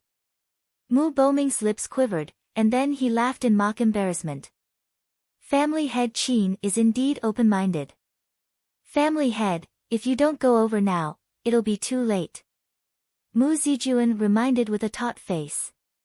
The red clouds in the sky that had been dyed red by the birth of the phoenix egg were slowly fading away. If he didn't rush over now, he wouldn't even be able to tell which direction the phoenix egg was in. Mu Boming hurriedly responded and nodded. "Let's go." Thus, he no longer argued with the Qin family and hurriedly led the group in the direction of the phoenix egg's flash. The people from the Dou family naturally weren't willing to fall behind. Dou Heping cupped his hands at family head Qin before hastily leading the group in pursuit. The two groups traversed the great mystic beast forest in tandem as they chased after each other. Chapter 11:23. The two teams traversed the great mystic beast forest one after the other in pursuit. After running for so long, they had truly exhausted some of their stamina, and some of the youths in the team with inferior cultivations had fallen behind. Qin Xian leisurely walked beside family head Qin, but a moment later, he asked with a smile, "Did you guys notice that the phoenix egg is currently moving forward?" After he mentioned it, everyone abruptly realized that the phoenix egg had shifted forward by at least several hundred meters from where they had seen it previously. Eldest young Sir Qin chuckled as he lightly struck his palm with his fist. "Say, do you guys think that the phoenix egg has grown legs and is purposely avoiding us?" Everyone, Eldest young sir, your joke isn't funny at all. Yet Qin Guelu said with a smile, "Phoenix eggs are born with intelligence, so it's not impossible." Squeak squeak. Suddenly, a small mouse with sparse hair on its head popped out from the thicket, and its beady red eyes glanced at them. "Ah, a damned mouse." The startled young Fengyan's fingers moved slightly, and a burst of mystic energy pounced at that mouse. After a soft zing sound, the small mouse was struck by the mystic energy, and it rolled.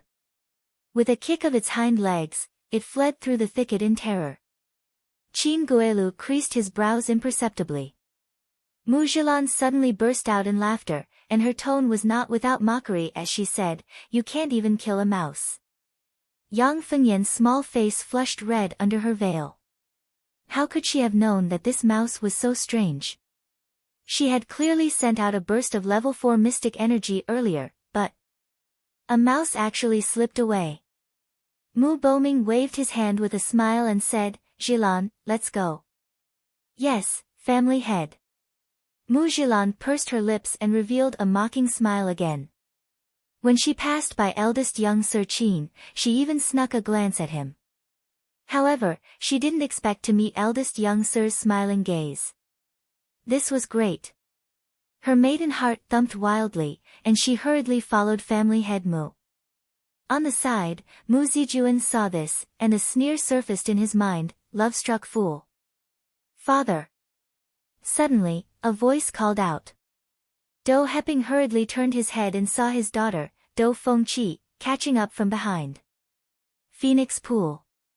"Father!" Dou Fengqi stomped her feet and ran forward with an aggrieved expression. "Why are all of you here?" "It's a long story. Let's talk as we walk." Seeing that Mu Boming and the others had already set off, Dou Heping hurriedly ran after them. At this time, the ground had returned to normal. However, just as the eldest young master had said, that hateful phoenix egg kept moving forward, as if it was deliberately avoiding everyone. "Father, what's going on? What was that red light?" "The blood-fire phoenix egg has descended. Now, all the powers have gathered here. Those who can come are all here. Don't worry about anything else." "What's going on with you? Aren't you training in the secret realm?" "Don't mention it, father." Dou Fengqi angrily stomped her feet, "I was forcefully sent out." "It's that woman's doing." "Which woman? Who else could it be?" "The crown princess." "What?" Dou Heping actually paused in shock before quickly running again. "We'll talk about this later."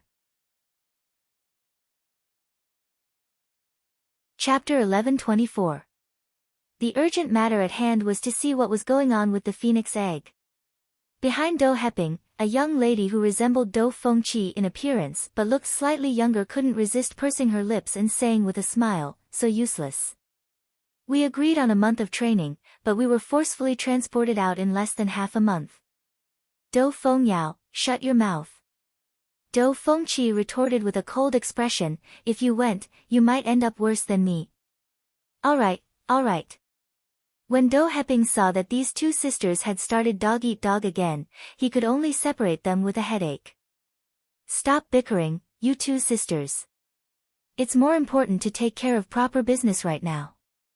The group continued to run for a while as they spoke.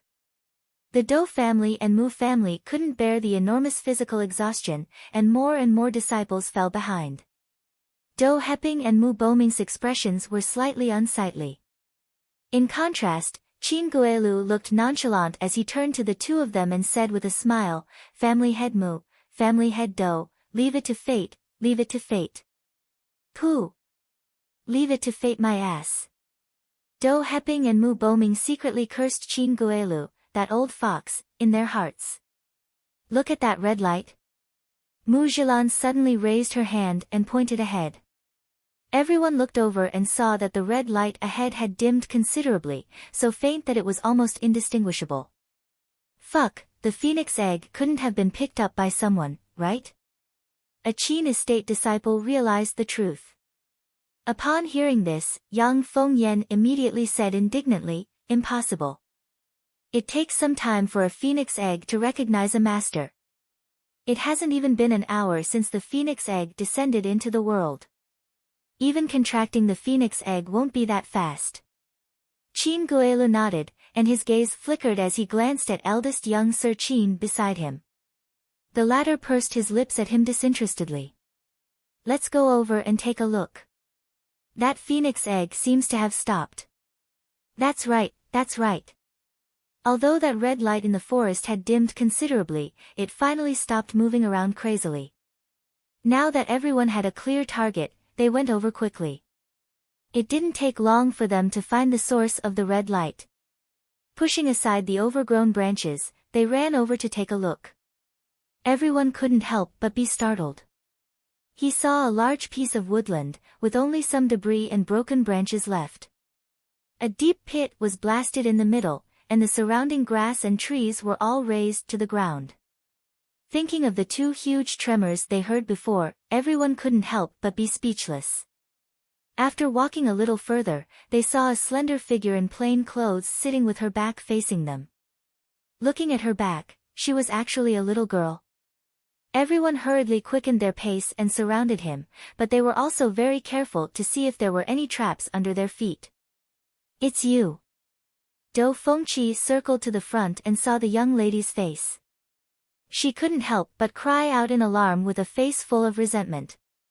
Qin Guelu was also taken aback, and he involuntarily cupped his hands toward the seated figure. "Miss Qiao." At this moment, Miss Qiao's body was covered in a faint red light, which was very dazzling. She was sitting in front of a group of people. When she heard the sound of footsteps, she didn't move at all. She didn't even bat an eyelid. Seeing this, Do Fengqi couldn't help but be furious. She rushed forward and pointed at Arbor, then said angrily, "All right. You threw us out of the mystic realm one by one. I thought you would be able to stay in there for a long time by yourself. I didn't expect you to come out as well. Is there any meaning in doing such a thankless task?" Fengqi. Second young Sir Do frowned slightly as he reprimanded. Chapter 1125. Second brother. Do Fengqi stomped her feet in anger. "It's all because of her that I..." "Shut up." Second young Sir Do glared impatiently at his younger sister. On the side, his younger sister, Do Fengyao, couldn't help but chuckle. "What are you grumbling about when your skills are inferior to others?" Do Fengyao. All right. Do Heping was about to be angered to death by these two sisters. They were still fighting like dogs in front of a group of outsiders, making the Do family a laughingstock for no reason. Mu Boming's eyes flickered, and he walked forward and cupped his hands. "Miss Qiao, can you explain to us why you're covered in red light? Did you pick up a phoenix egg? Hand over the bloodfire phoenix egg." A trace of jealousy and hatred flitted through Yang Fengyan's eyes, and her eyes under the veil glared venomously at Arbor. She already knew that this crown princess who had parachuted into the Mo kingdom was the little maidservant who had previously stayed in their Qin estate and disfigured her face by whipping her. As a result, her face had yet to fully recover, so she could only wear a veil when she went out. She seemed to be called something like Mu Xiaobao. That lowly slut who hooked up with men all day long. Not only did she not seduce eldest cousin and second cousin, she even hooked up with the crown prince now. Simply abominable. Right, hand over the phoenix egg. The Qin estate's disciples also stared fervently at the red light on Arbor's body, and they involuntarily took a few steps forward. Withdraw. Eldest young Sir Qin swept a cold gaze over them, promptly sweeping away the impulsive emotions in their heads. Under the eldest young Sir's intimidating gaze, they shuddered and subconsciously retreated a few steps. It was only then that eldest young Sir Qin turned around and chuckled at the little stoic sitting cross-legged in front of everyone. He called out, "Xiao Bao, what are you doing sitting here by yourself?" Yang Fengyan clenched her fists and abruptly took a step forward, pulling out her sword to stab at Arbor. "Cousin, don't waste your breath on this woman. Just make her hand over the phoenix egg." The eldest young Sir nimbly grabbed her arm, a trace of fury flitting through his eyes. "Who told you to attack?" "Ah, cousin. Cousin, cousin." Yang Fengyan struggled with a pained expression on her face. Her wrist felt like it was about to break when he grabbed it. Seeing this, Mu Jilan's eyes flashed with a cold light. Her fingertips moved stealthily and an attack talisman shot towards Arbor. Eldest young Sir Qin hadn't expected that Mu Jilan would also suddenly make a move. Unable to stop her in time, the talisman flashed by at an extraordinarily fast speed. He watched as the attack talisman flew towards Arbor, and his heart skipped a beat. Bang! Arbor's figure suddenly disappeared, and Mu Jilan's attack talisman missed. When everyone looked closely, they saw that Arbor's expression hadn't changed, and his posture hadn't changed at all. He had only moved a little, and now he was 5 feet away from them. Damn it! Mu Jilan was enraged, and 2 talismans swiftly darted out between her fingers. Just as she was about to release them, eldest young Sir Qin flicked his sleeve, causing her to stagger. "What are you doing?" Qin Xian glanced at Mu Jilan in dissatisfaction. Suddenly, they heard a gust of wind, and 2 Dou family disciples simultaneously pounced towards Arbor, greed flickering in their eyes. "Hand over the phoenix egg." Those 2 long swords intertwined to form a sword shadow and slashed towards Arbor. Bang! Arbor's figure once again moved 5 feet away. Chapter 1126. This time, Mu Boming finally saw it clearly, and his expression involuntarily changed as he exclaimed in shock, "It's an illusion talisman matrix." Arbor herself wasn't here at all, so it was useless no matter how they tried to kill her. In the end, they were completely fooled by a talisman matrix. Everyone's complexions were either green or white, extremely unsightly. Mu Boming suddenly shouted loudly, "The illusion talisman matrix can't be too far away from the main body. She's nearby." After saying this, he charged into the nearby forest. Qin Xian followed closely behind and sneered, "Family head Mu, you're already so old, why are you still so angry?" Mu Boming turned a deaf ear to him, and his figure flitted past. Everyone started a carpet search nearby, and sure enough, they discovered Arbor's main body behind a concealed thicket in less than half an hour. At this moment, she was standing behind a patch of charred dead wood. She was dressed in plain clothes and was cold and cheerless. She was expressionless, and her gaze was even extremely icy as she stared at them.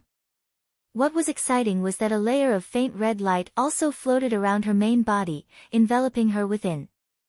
It was as if her entire body was enveloped by a wisp of bright and enchanting flame. "It's a phoenix egg." "A bloodfire phoenix egg," a Mu family disciple exclaimed excitedly. Sure enough, that round phoenix egg was squatting steadily next to Arbor.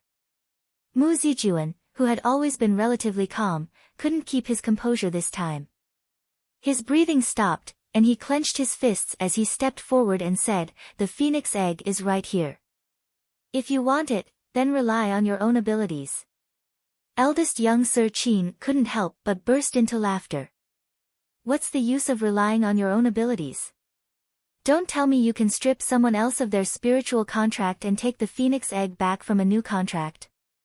In your dreams, it still depends on whether the phoenix egg itself is willing or not. Spiritual contract. Everyone was startled, and only then did they clearly see Arbor's current appearance. Not only was her body enveloped by a faint red light, there was even a cluster of burning flames lightly leaping about in the center of her forehead. A mystic beast contract imprint. Damn it, we were a step too late. Miss Chiao has already contracted with the phoenix egg. Ah! My phoenix egg, you actually contracted my bloodfire phoenix egg. Yang Fengyan screamed, unable to control herself. Eldest young Sir Qin couldn't resist laughing again, and his thin lips curled up as he glanced at Yang Fengyan with slight mockery. Younger cousin, I remember that you are merely a level 4 mystic cultivator right now. How could there be a contract with a profound beast? You're still far from being able to form a contract. Yang Fengyan blushed under the veil. She was planning to shamelessly beg the patriarch to leave the phoenix egg for her. With her aptitude, she would definitely be able to break through to become a level 10 mystic cultivator in less than 10 years.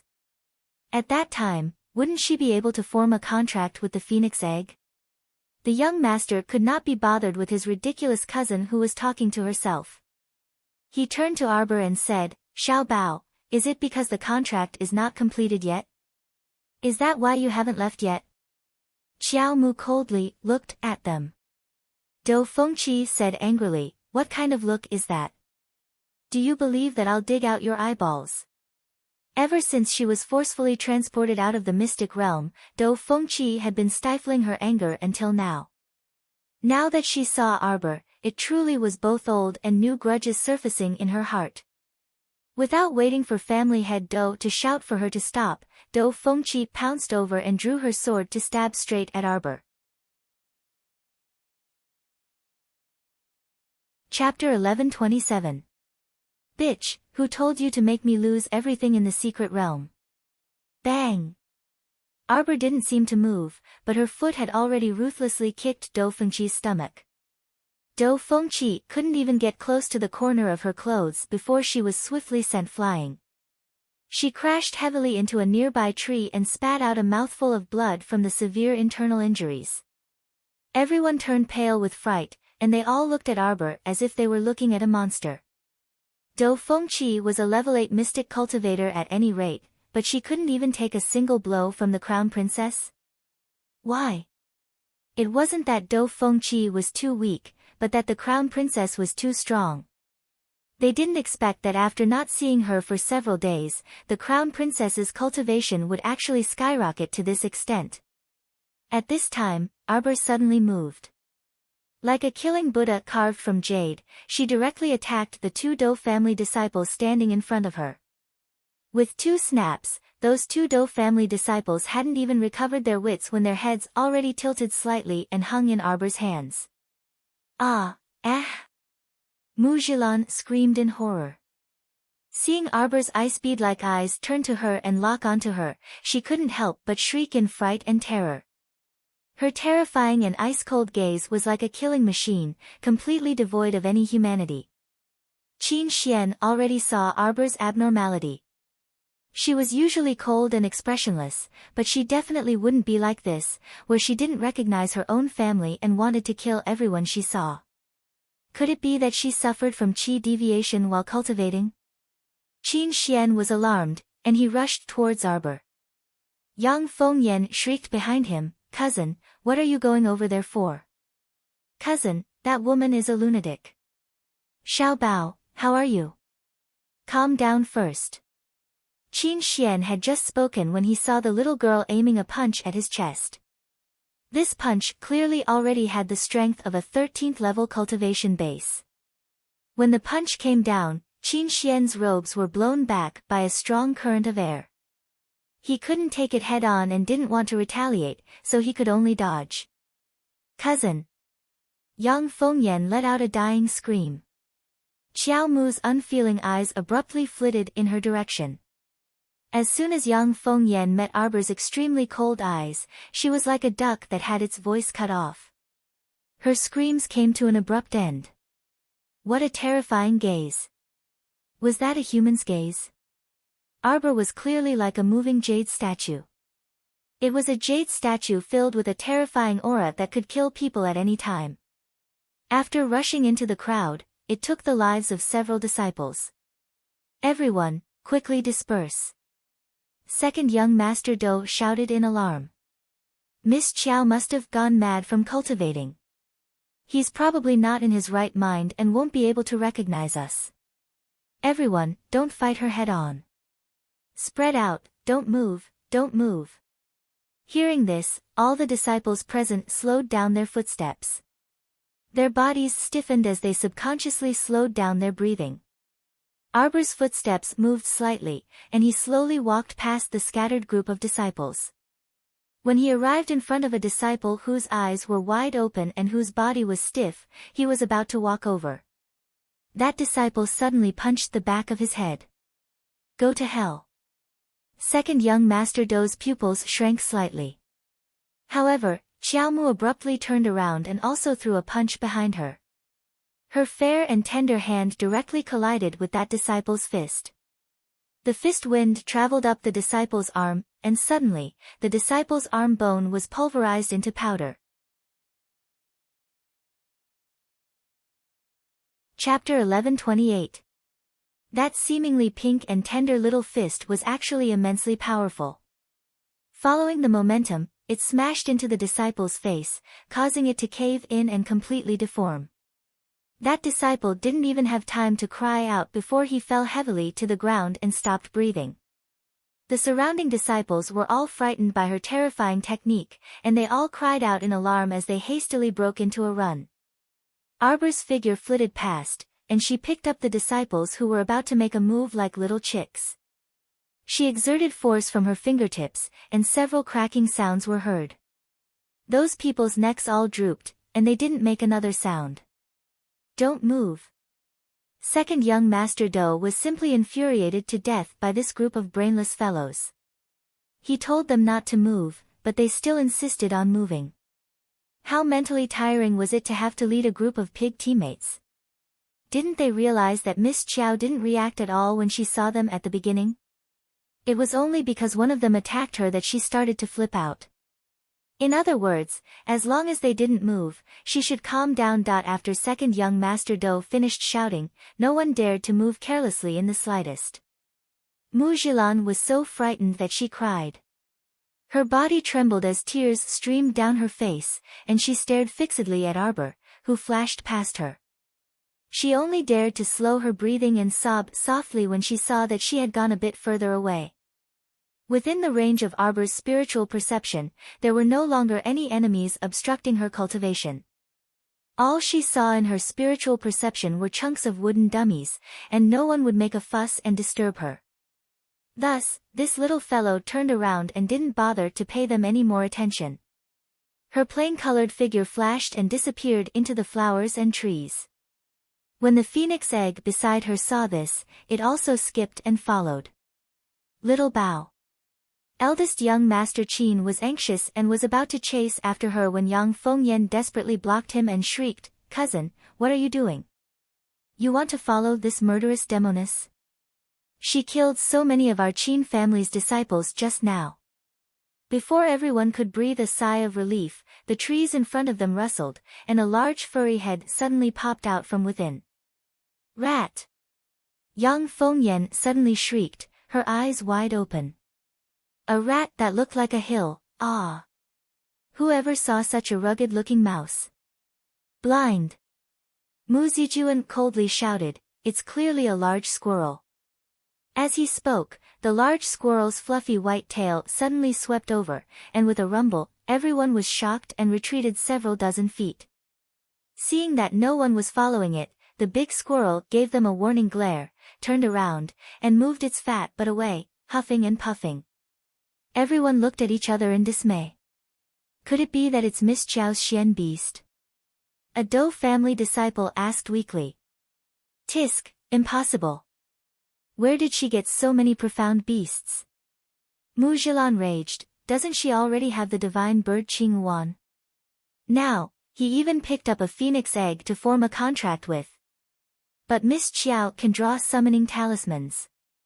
Seventh Master Mu also said that the divine bird Qing Yuan was summoned by Miss Qiao. That's true. Mu Zhilan clenched her fists. What's so great about a summoning talisman? Our Mu family also has a summoning talisman.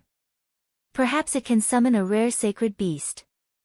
At the mention of the Mu family's only summoning talisman, family head Mu's expression looked like he had stepped on dog poop. Because he discovered that the Mu family's precious summoning talisman had disappeared. Chapter 1129. Of course, Mu Boming simply didn't know that his good daughter Mu Qianqian had taken this family treasure summoning talisman and offered it to Master Black Cat. After Black Cat died in Nimpan Tower, this Mu family's soul summoning talisman also vanished into thin air. After Arbor distanced itself from the crowd, it searched for a suitable place to cultivate as usual. Wherever Arbor went, this egg would hop there. As it hopped, it would chatter non-stop. What are you angry for? I'm the one who should be angry. I, the great blood-fire deity, want to contract with you. You're still being picky and picky. I really don't know where you monster came from. How can there be someone like you in this world? Qinghuan walked next to this egg and said expressionlessly, don't grumble anymore. Master doesn't even recognize me in Little Chirpy, let alone a strange egg like you. What egg? This one is the great blood-fire deity, Qi Shui. Qinghuan speechlessly swept a glance at this egg that would go crazy from time to time. Where exactly did you pop out from? Underground. This one has been dormant for so many years and finally woke up. I didn't expect that the other person wouldn't be willing to choose me as master. You really popped out from a rock? Qinghuan asked curiously. If Eggy had eyes, it would definitely glare fiercely at Qinghuan. If it wasn't for the fact that when it infiltrated the little lady's conscious and clashed with the damn squirrel's mental contract, it might not have been able to successfully contract with this damn child. But speaking of which, this master of his really was an oddball. Humans usually could only have one contract beast in their lifetime, but her mental strength was enough to contract two. Moreover, he and that white squirrel weren't ordinary mystic beasts. If a normal person's mental conscious encountered a saint-level contract beast, they would have long exploded and died, or become an idiot from the backlash of failing to contract. But she didn't.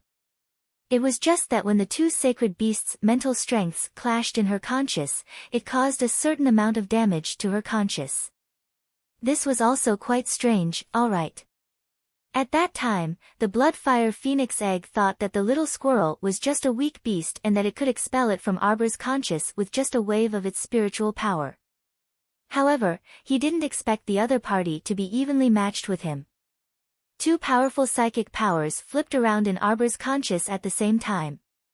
If it was anyone else, they would have been foaming at the mouth and killed on the spot. Fortunately, she had the golden talisman Jade Tome to protect her in Arbor, which allowed her to survive the calamity.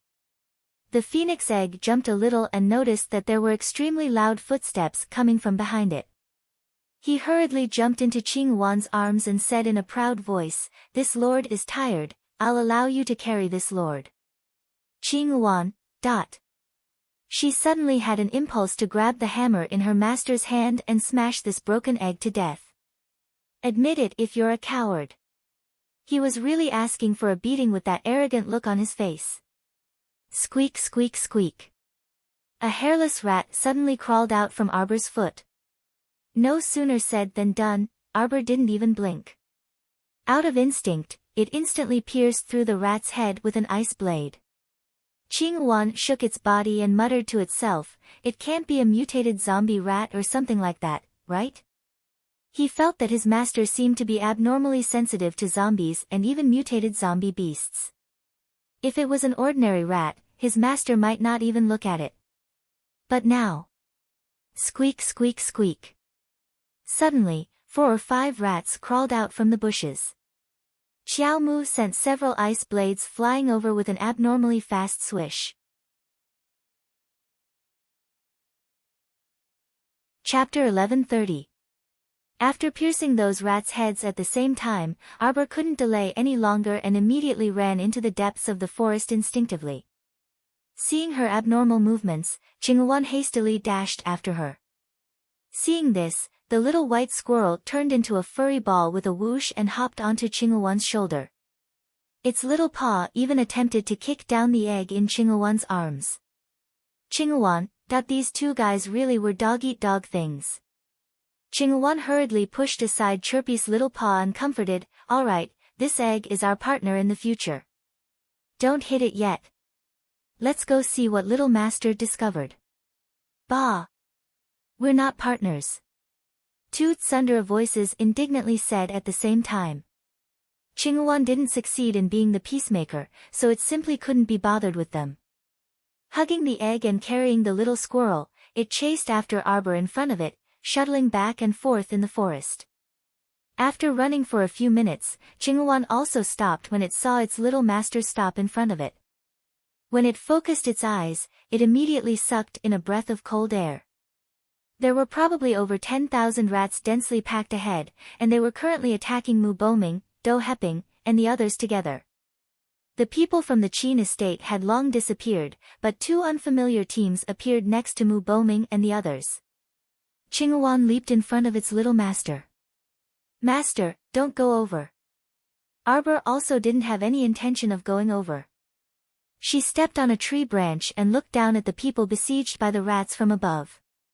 If there were a few blind little mice squeaking and running towards her, she would take care of them. Her movements were fast and ruthless, not giving anything a chance to get close to her. Mu Boming, who was fighting a hard battle with the rats below, almost fainted from anger when he looked up. He couldn't help but roar at the branch, "Miss Qiao, can you have your summoned beast come down and fight?" Miss Qiao squatted on the branch and looked at them expressionlessly. Her appearance was truly cold and heartless. Mu Boming was so angry that a mouthful of blood welled up in his heart.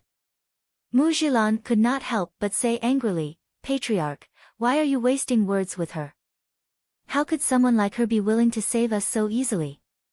Drive the rat swarm over there." Mu Zijuan angrily kicked a disciple beside him. "Are you an idiot? I'm telling you to surround them. Don't let the rats open a path." Currently, Mu Boming, Do Heping, and the others were at the center of the circle, and there were many Do clan and Mu clan disciples standing around them. The disciple who'd been kicked by Mu Zijuan had already felt his limbs go limp from fighting with the rat horde. After being kicked by Mu Zijuan again, he was furious and unwilling to accept this outcome. In his unstable state of mind, several rats pounced on him and bit him, causing him to cry out in pain.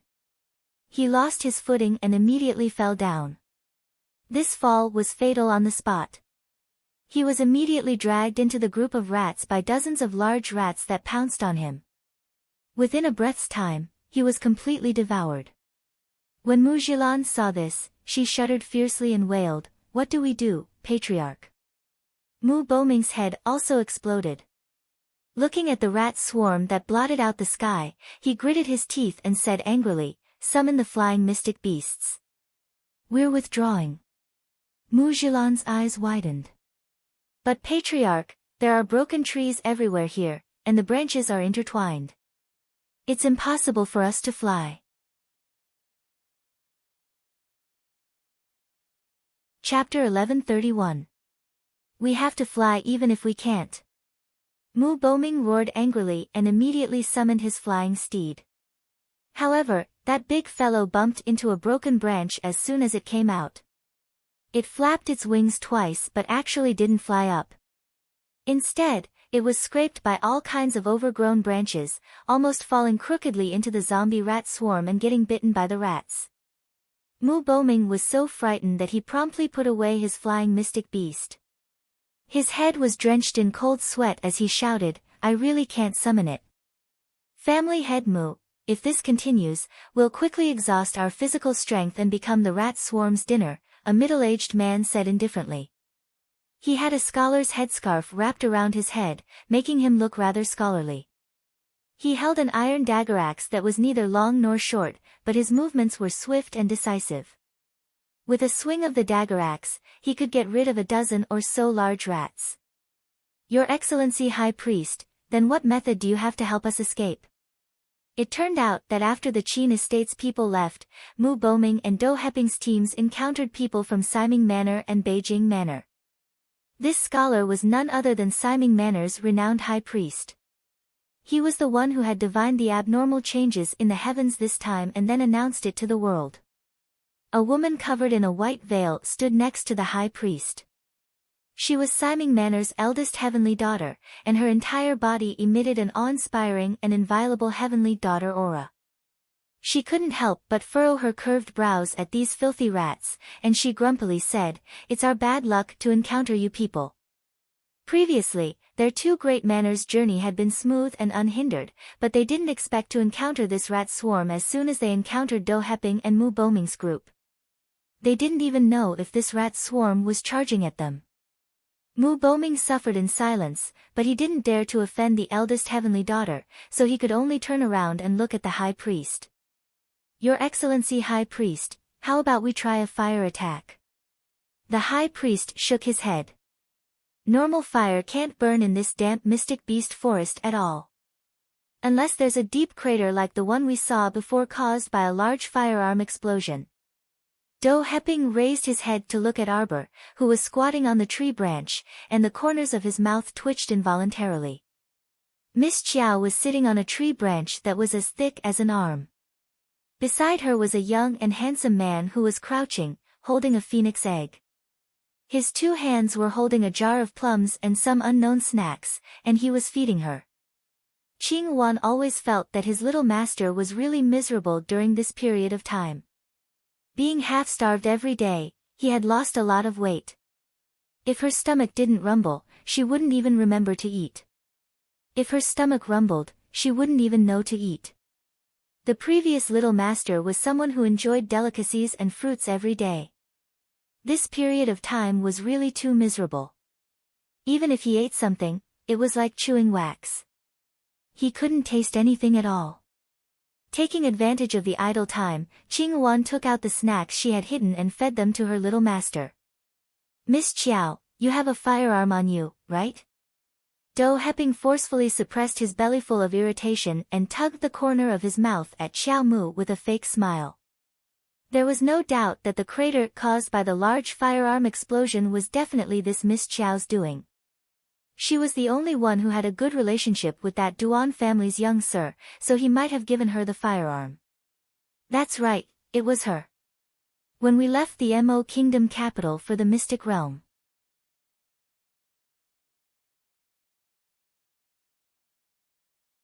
Chapter 1132.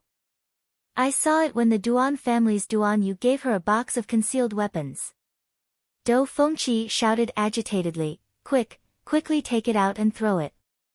Second young master Do furrowed his brows and forcefully tugged at his sister's arm. Do Fengyao couldn't resist snickering. "Are you on good terms with her? Why should she help you?"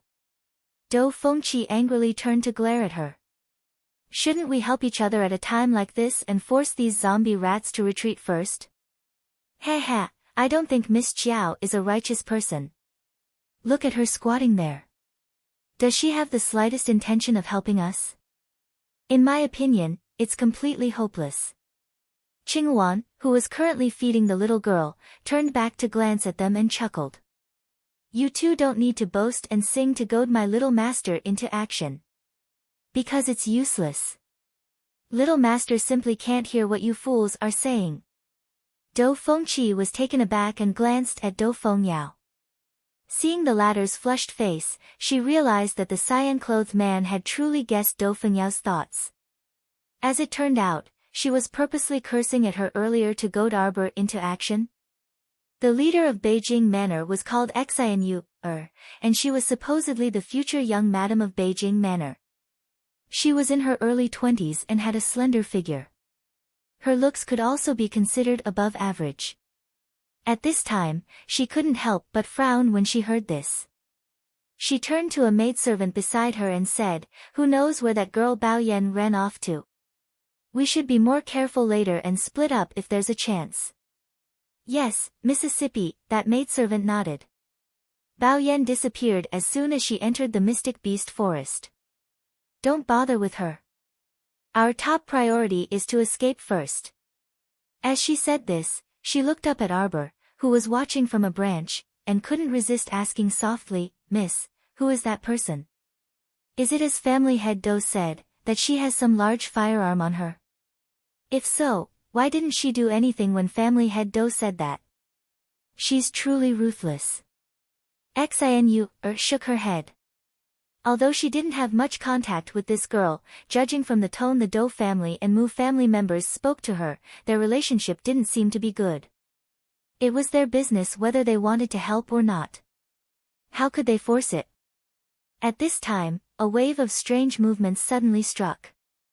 The group of corpse rats seemed to have gone mad, launching a more violent attack than before, desperately pouncing on the crowd. A portion of the zombie rats that had split off from the group of zombie rats even made a beeline for Qiao Mu's tree and attacked its roots. Dozens of rats gnawed at the tree that Arbor was sitting on. The tree shook back and forth and looked like it was about to collapse. Arbor suddenly jumped up and took the profound artifact bow from his back. He shot several arrows in succession. Each arrow could almost penetrate 2 or 3 rats. The strength was very fierce.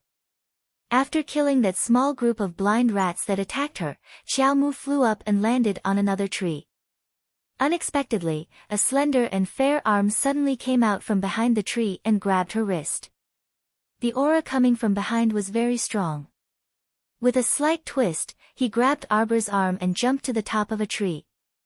With his other hand, he pulled out a dagger and stabbed toward her neck artery. Miss Qiao was expressionless. However, the people below were extremely alarmed. That dagger was about to stab her, but Miss Qiao was indifferent.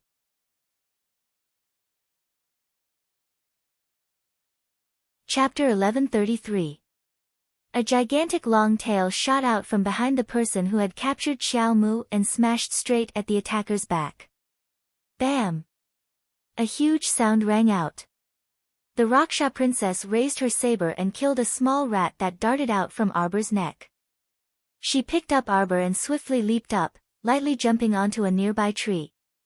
As it turned out, she had stabbed a large rat beside Arbor's neck.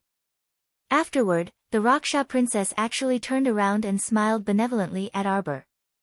Anxious, Qing Wan flew forward and angrily asked, "What are you doing?" Princess Luosha's lips curled up ever so slightly, and she smiled almost imperceptibly. She had concealed her aura and secretly followed Arbor, so she had long sensed her abnormality. This little fellow was like a clown, looking for places to cultivate everywhere. As long as she didn't reveal killing intent and didn't obstruct her cultivation, she could definitely become good friends with her. The reason why she was so ruthless to her in the beginning was most likely because she had stepped into her array when she was chasing Sikong Fuling and delayed her cultivation. This child was probably either dumb or stupid, the Raksha princess secretly thought. The Raksha princess snapped her fingers, and a huge wave of rats rushed toward Qing Wan. Seeing that the 2 beasts of Arbor were surrounded by rats, a dark glint flitted across the Raksha princess's eyes. She directly pulled Arbor through the forest and headed in a predetermined direction. Qing Wan swept away a huge wave of rats with a slap and tucked the egg under her armpit with her left arm. She immediately darted up a tree and called out to Chirpy, who was happily beating the rats, and hurriedly chased after her master. "Eggy, fuck, fuck, fuck, fuck." Sir Chishua angrily roared, "You damn green bird, don't clip me. Put me down." Aw! This posture was simply humiliating the country and didn't have the slightest bit of a holy beast's dignity. Woo-woo. Freaking wait until I recover my true phoenix body, I'll destroy you in a matter of minutes. Qing Wan didn't care so much and directly scurried up Chirpy's mountain-like body with the egg. She anxiously pointed ahead. Hurry and chase. The fat squirrel took its chubby steps as it shuttled through the forest with great agility. At this moment, Princess Luo Sha brought Arbor to a place with dense mystic energy and pointed ahead. His meaning was very clear. Cultivate. When you reach a critical juncture in your cultivation, this old lady will take your dog life. What a joke. Of course she had to get back at them. Could it be that he had given this wretched lass a beating for nothing? Moreover, she felt that the wretched girl must have some hidden secrets. Otherwise, it would be impossible for her to be so strong that a single mental attack could make her flee in defeat. This wretched girl's current realm was at most at the 13th level, but her spiritual sense was several levels higher than his. That was why he was able to defeat her in one strike. Princess Luo Sha didn't believe that he didn't have any secrets. Xiao Mu glanced at her surroundings. Needless to say, the place that Princess Luo Sha chose was really not bad. The mystic energy in the surroundings was even denser than the stream that Sikong Fuling found previously. Arbor nodded satisfactorily and pattered to the tree in front to sit down. As expected, he entered into a cultivation state as though there was no one around. Princess Luo Sha was a little anxious, afraid that those cute little rats couldn't stop Arbor's beasts. Seeing that Arbor had closed his eyes to cultivate for a short while, she quietly approached and fished out a box of medicinal powder from her sleeve. Chapter 1134. She couldn't wait any longer. She seemed to have heard the beasts chasing after her. The Raksha princess's eyes flickered. One blue wand was enough to make her struggle, not to mention a fat squirrel whose level couldn't be determined. She definitely wasn't their match. Time was fleeting, so she had to grasp it well. The Raksha princess was just about to open the powder box and blow a mouthful of powder onto Arbor's little face. Suddenly, a hand reached out from the side and firmly grasped her wrist. The Raksha princess's eyes widened. "It's you." As for the rats, they didn't retreat after Blue Wan and the other beasts left. Instead, they surrounded and tore at the humans even more fearlessly. The high priest of Siming Manor had an ugly expression on his face, and his fists that were pressed against the side of his robe clenched slightly. A metal spear picked up a dozen rats, and before the latter could approach, he activated a defensive barrier to reinforce his defenses. Then, he shouted, "Everyone, let's fight and retreat at the same time. Let's see if we can leave this place." At this moment, many disciples of the Dou Mu families were already panicking. They saw several of their companions being dragged in and torn to pieces by the rats. The fear in their hearts was about to completely ignite. Why? At the last moment of their lives, they wanted ordinary disciples like them to protect those people in the center and use their own lives to protect them? They wanted their own lives too. Several disciples of the Dou and Mu families completely lost their rationality in their panic and anger. They no longer listened to the Mu and Dou family heads' commands and directly wanted to run away from the rat swarm. But as soon as they left the group, they were swallowed by the crazily surging rat swarm. Just as everyone was shrouded in despair, a dazzling and enchanting golden red light suddenly appeared above their heads, burning like a red sun. It directly crashed down from the sky above the forest, breaking through the heavy gray fog above the forest and the pitch-black mess of dead trees and broken branches. The dazzling red sun-like light just happened to crash into the zombie rat swarm, smashing a wheel-sized shallow hole in the muddy ground covered with rotten leaves. With such an impact, more than half of the zombie rats were blown away. The remaining 500 rats were like stray dogs, fleeing into the depths of the jungle in a panic. "Don't chase." Mu Boming grabbed Mu Zijuan beside him and shook his head while panting. "These should be mutated zombie rats. The remaining several hundred rats are nothing to be afraid of. After all, the combat power of these corpse rats was very weak, and a single slap could kill them." He was afraid that thousands of them would gather together. Even an elephant could be killed by a swarm of ants, not to mention so many mutant zombie rats. Dou Heping also hurriedly heaved a sigh of relief. Only then did he turn his head to look at the person who had come. With one look, he could not help but be dumbfounded.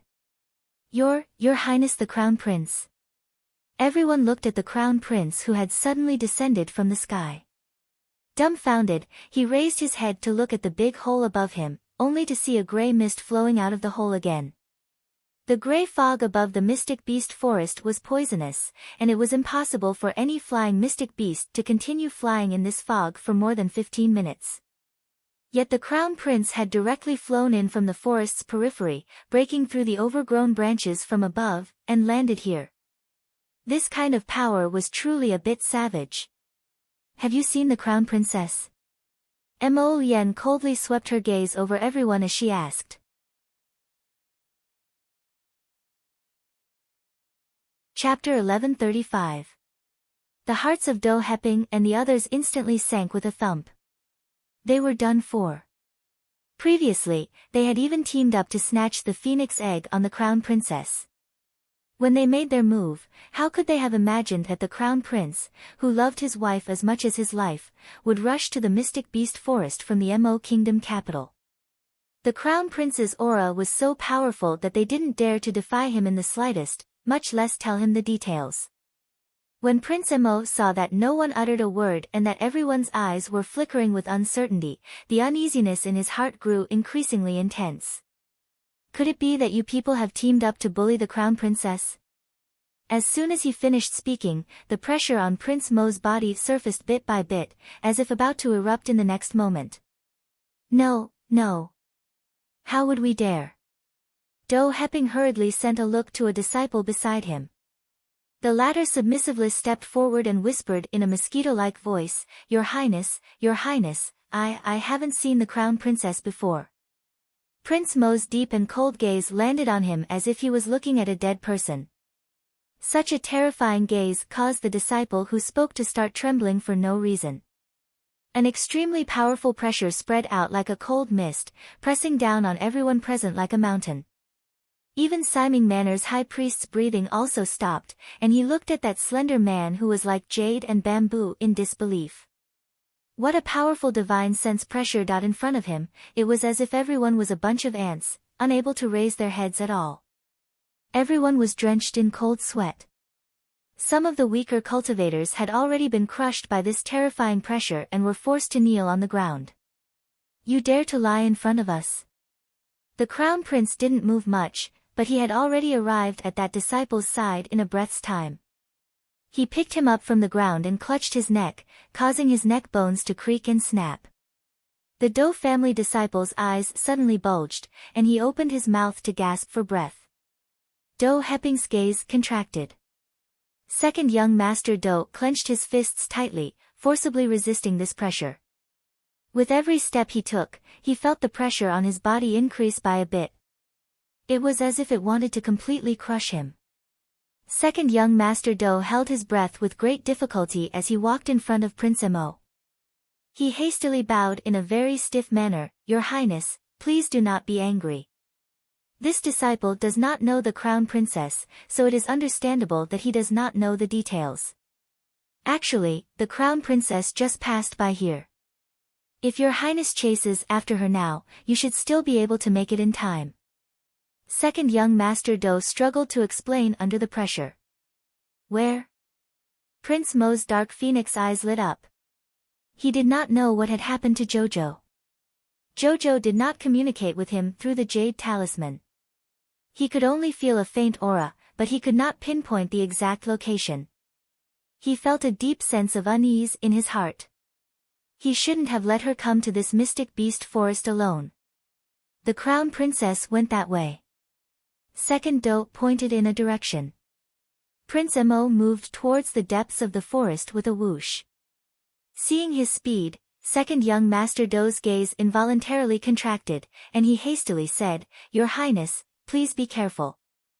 The crown princess seems to have suffered a chi deviation. Prince Mo's phoenix eyes were slightly startled, and he paused. Someone come.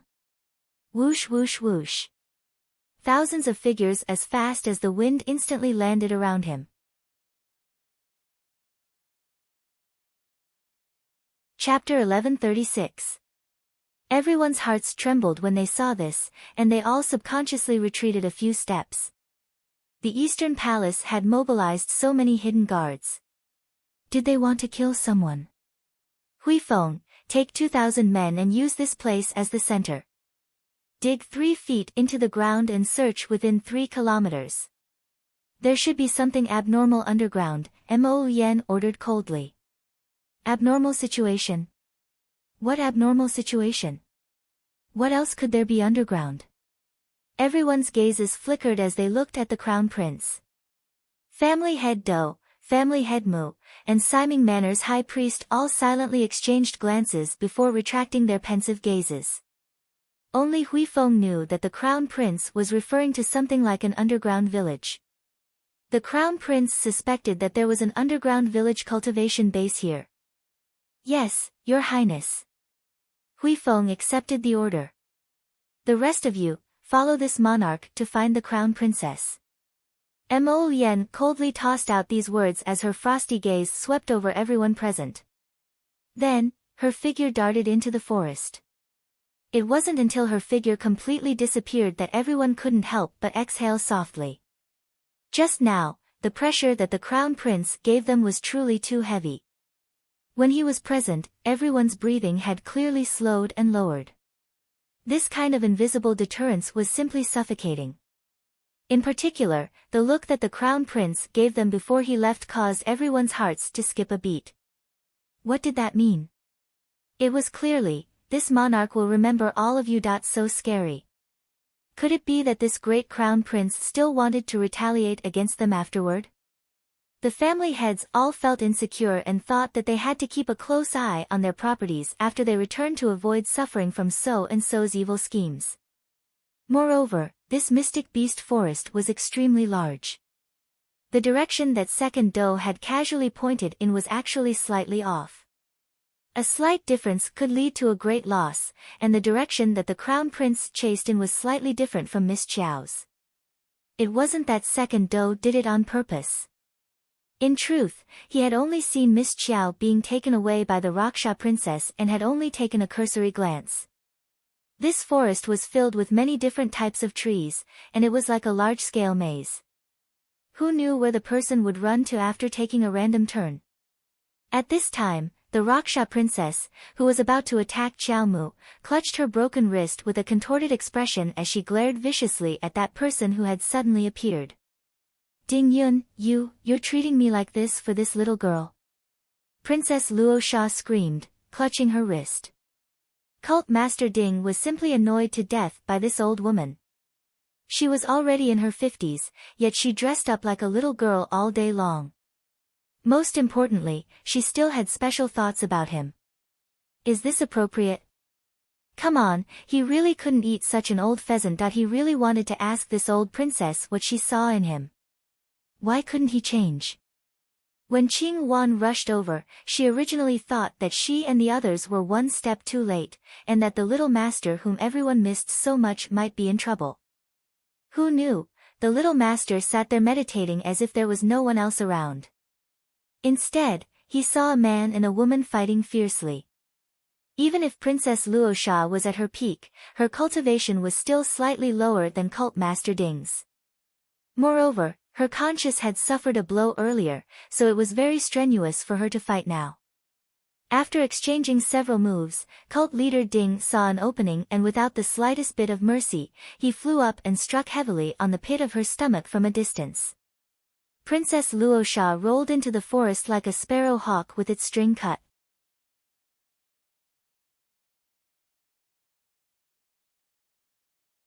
Chapter 1137. Cough, cough, cough.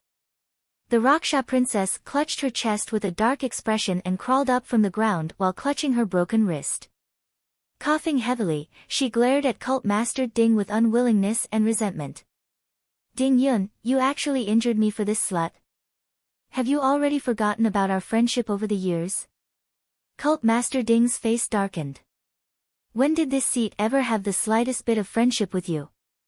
Hadn't they just met once several years ago, and this Raksha princess had already become infatuated with him and fallen head over heels in love with him? In this past year, he had indeed been bored to death, so bored that he had nothing to play with. Thus, he killed that snake beauty and used himself as her substitute to sneak into their Raksha ghost sex lair to play around. This game really allowed him to pry into some of the Raksha ghost sex secrets, and he knew that there might be another master behind this old woman. However, he had used the snake beauty's identity to hide by her side.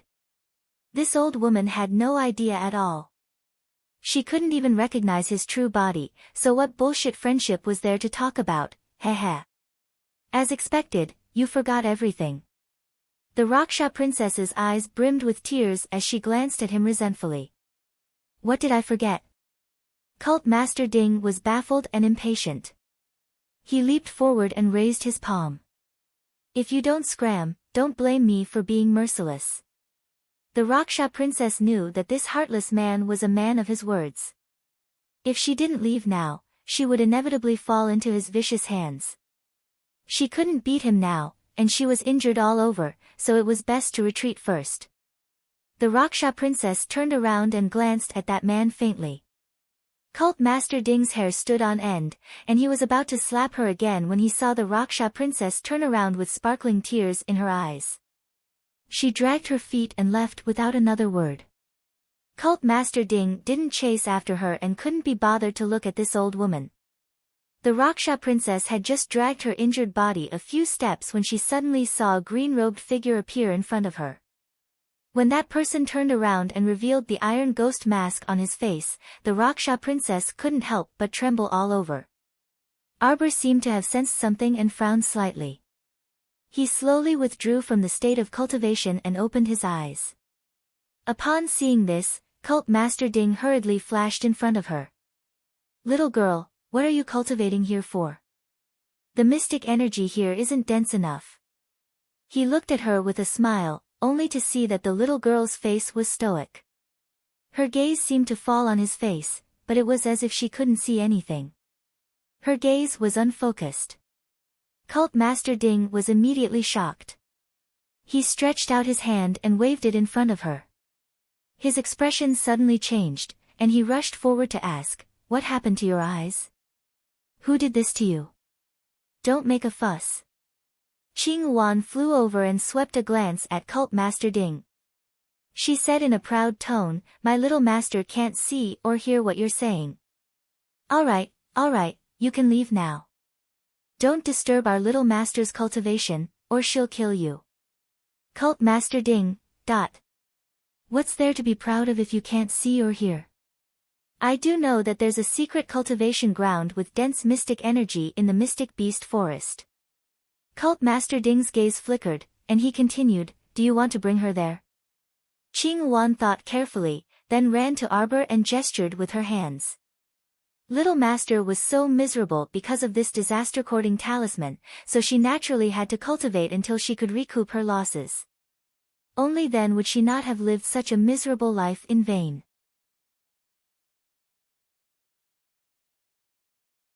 Chapter 1138. Cult Master Ding was a bit speechless as he watched from the side. Could the little fellow understand this pantomime of gesturing? He pursed his lips, and a faint light flashed through his alluring eyes. However, this was also good. The longer the little fellow was delayed here, the more likely that Mo Yen would be dead by the time she returned. What bullshit crown princess title would naturally cease to exist, hee. The egg also sneered at the side. "You damn green bird, do you think she can understand just by gesturing like this? She's just a little fool right now." "You're the fool. You've been a fool for 8 lifetimes. Qing Wan and the little white squirrel turned around at the same time and roared at him as if they were enemies. "Egg, wait until our little mistress wakes up, she'll definitely take care of you. Just you wait." The little white squirrel snorted. "What egg? Who's an egg? I already said that I'm a bloodfire god." "Bloodfire my ass, you're just an egg." Qing Wan and the little white squirrel both turned their faces away in disdain. At this time, Arbor already reacted and walked to Cult Master Ding's side with small steps. Cult Master Ding smiled enchantingly and went forward to pull Arbor's little hand. "Look at you, you're so wooden-brained. I'll call you Lil Blockhead from now on. Lil Blockhead very rudely threw away his hand and instinctively reached out to pat his sleeve that was hooked by him. His disdain was evident in his words. Ahahaha. The egg laughed. He finally found a human that the little girl disliked more than him. This allowed the egg to regain a bit of confidence.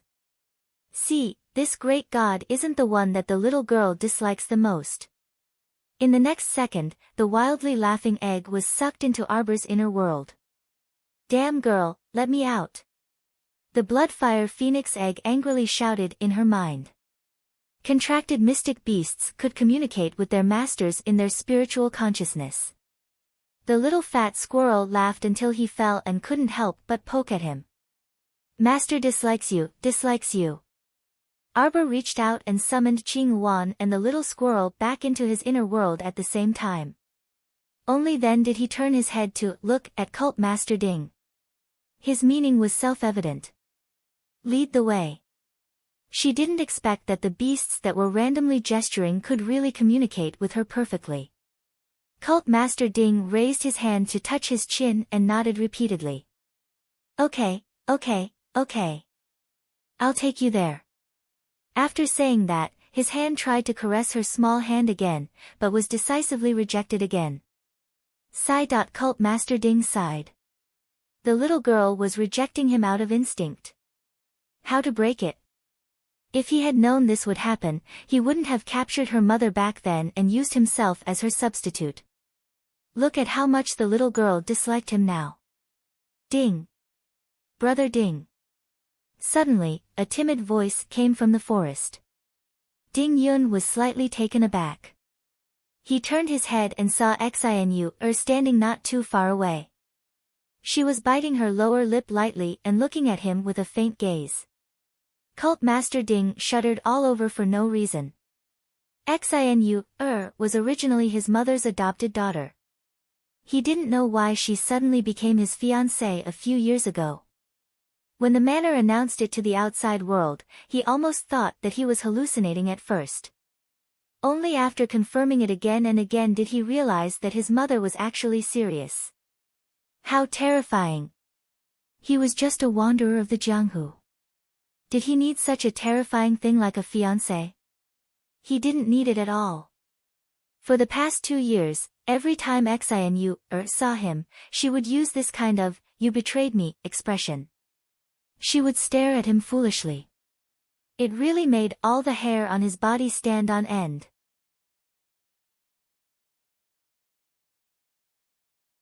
Chapter 1139. What did you come here for? Ding Yun reflexively took a step back, cowardly hiding behind Xiao Mu. Arbor was expressionless. She only saw the human-shaped stake in front of her and had no idea what they were doing. Big Brother Ding, you promised Mother that you would return to the manor this month. The corners of Xinu's mouth drooped slightly, and she unconsciously clenched her fists tightly. I did promise, but this month isn't over yet. It's the same if I go back at the end of the month. Ding Yun waved his hand impatiently. All right, stop lecturing me. Hurry back to the manor. This isn't a place you can come to. This place is dangerous at every step. With your strength, you really aren't qualified to stay here for long. Arbor suddenly turned around and furrowed her slender brows. She stretched out her little paw and tugged hard at Ding Yun's sleeve. Hurry up and leave. Go cultivate. You're so long-winded like an old man. All right. We'll go right away. Cult Master Ding's sullen and impatient expression immediately swept away, and he grabbed her little hand with a smile. However, slap. Arbor's small, expressionless face was taut. She once again used facts to prove that she disliked him from the bottom of her heart. Cult Master Ding's mouth twitched, and he settled for the next best thing, grabbing her sleeve. I'll hold your hand. It'll be faster this way. Big Brother Ding. Xinu's entire body trembled slightly, and she looked at Ding Yun and Arbor in disbelief. Have you forgotten what Mother told you? Have you thrown mother's teachings to the 9 heavens? Xinu, asked in a trembling voice. Xinu, Ding Yun's face was cold and angry, and his tone was somewhat irritated as he said, I haven't forgotten a single word mother said. Can I trouble you to stop lecturing me? Was this lecturing? This was a matter of life and death. She was concerned about him. Xinu's tears welled up, and she closed her eyes. When she opened them again, a trace of determination flashed through her eyes. Bring young master back to the manor. Yes. 2 men in black appeared behind Xinu, and they cupped their fists at Ding Yun. Young master, please follow us back to the manor. Ding Yun sneered, you want to keep me here with just the likes of you? Big brother Ding, if mother knew that you had feelings for this little girl, she would definitely bring you back at all costs. What nonsense are you spouting? Cult Master Ding's expression changed slightly as he stared at Xinu, When have I ever had any strange thoughts about her? All of this is just your imagination. Go back. Ding Yun rebuked angrily. All right. Since you say you don't have any thoughts, then kill her right now. Xinu, signaled with her eyes, and the 2 manor guards immediately stepped forward. Cult Master Ding was both shocked and furious. He subconsciously blocked in front of Arbor. You dare. Xinu, suddenly took a step forward and almost bumped into Ding Yun's body. You're not tempted? No. Do you think mother would let this scourge stay if she knew? All the decisions that mother makes will only benefit you the most. For the past 20 years, this has never changed from beginning to end. Why don't you listen to her? Big brother Ding, don't be willful and act rashly. Xinu, coldly shouted, bring young master back. Yes. Without waiting for the 2 manor guards to step forward, Ding Yun suddenly launched an attack. 2 mystic energies flew out of thin air, and at the same time forcing the 2 to retreat, he couldn't care about anything else. He pulled Arbor over, and with a whoosh, he ran away. Young master! A young girl in a pink dress exclaimed.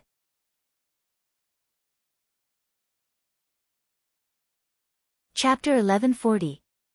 Ding Yun dragged Arbor and glided over the forest at an extremely fast speed. Young master! A young girl in a pink dress couldn't help but cry out in alarm. Xinu's body swayed slightly as she stared faintly in the direction the 2 people left in, softly muttering something to herself. Young miss, young master ran away again. Why didn't you chase after him? The little girl in the pink dress quickly walked to her side and called out. Only when she got closer did she hear young Mrs. murmur. We can't chase after him, we can't chase after him. Xinu's tears streamed down her face. He seems to be merciful in all aspects, but he's actually a heartless and emotionless person. Just now, she pretended to order someone to kill the girl beside him and tested him. Looking at his abrupt change in expression just now, that was called a mixture of shock and anger. For so many years in the past, this man seemed to wear a natural mask even when facing his own mother. Although he had a smiling appearance all day long, in reality, he had an expression that was neither sad nor happy. Xinu thought that this person's temperament was naturally extremely cold, but it turned out that wasn't the case. He would also be angry and would stand in front of others to stare at her with a man-eating gaze and roar, you dare. Xinu squatted on the ground dejectedly, causing Bao Yan, the maidservant in pink, to anxiously circle around her. Young miss, say something. What's going on? Who is that girl beside young master? Seeing that Xinu didn't move for a long time, the impatient Bao Yan anxiously stomped her feet. All right. If you're not going to look for her, I'll go look for young master. After saying that, she turned around and dived into the forest again, disappearing without a trace in a flash. Xinu cried for a while before taking out a pen and paper and hastily writing a letter and handing it to her 2 subordinates.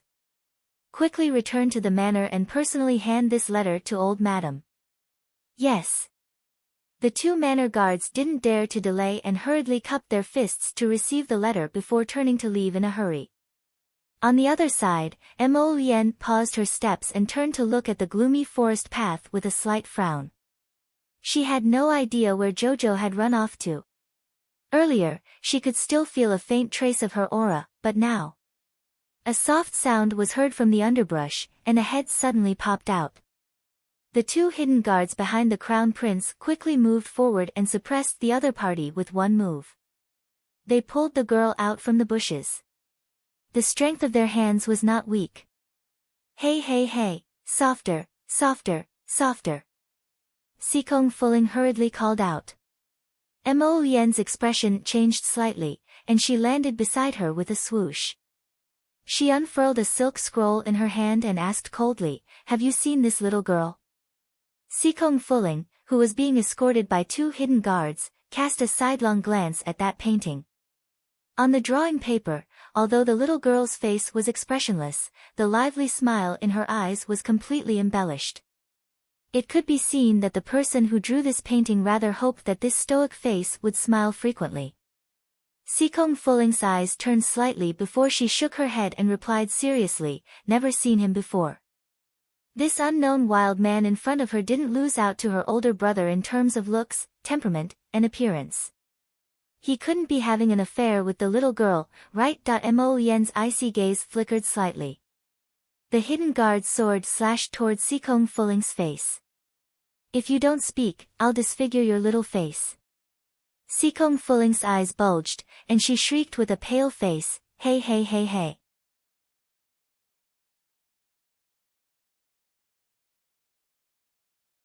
Chapter 1141. You're so unreasonable. Do I deserve to die just because I haven't seen this young lady before? Sikong Fuling glared at Mo Lien while blowing her beard. Her eyes swiveled as she said, "You look like a decent person, but why are you so heartless? You don't even have the slightest bit of tender feelings for girls." The hidden guard at the side twitched his mouth slightly. "Do it," Mo Lien icily instructed. Seeing that the blade in the hidden guard's hand was about to leave a bloody mark on Sikong Fuling's face, Sikong Fuling immediately panicked and hurriedly shouted, "Hey hey hey. Stop stop stop stop stop. Hey, I say, handsome lord, what exactly do you want to know? I already told you that I really don't know her and have never seen her before." What a joke. She already knew that her elder brother was a little interested in this young lady, so of course she wouldn't trick her elder brother into helping an outsider. Humph humph, she wouldn't say it even if she knew. "You're lying." Mo Lien's voice sounded as though it had been scooped up from the depths of hell as it was unusually cold. "You have her scent on you." His gaze landed on this young lady in front of him, deep and frosty to the extreme. This young lady didn't seem to be a member of an orthodox sect. Her thin muslin dress had been scraped around in the forest overgrown with dead trees, and it had already become very messy by now. Even though she was wearing an outer garment, it couldn't conceal the fair skin underneath. "Sikong Fuling.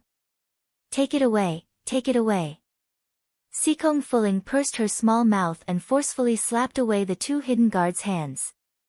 She shook her body and straightened her collar as she muttered, "It's not like you have a dog's nose.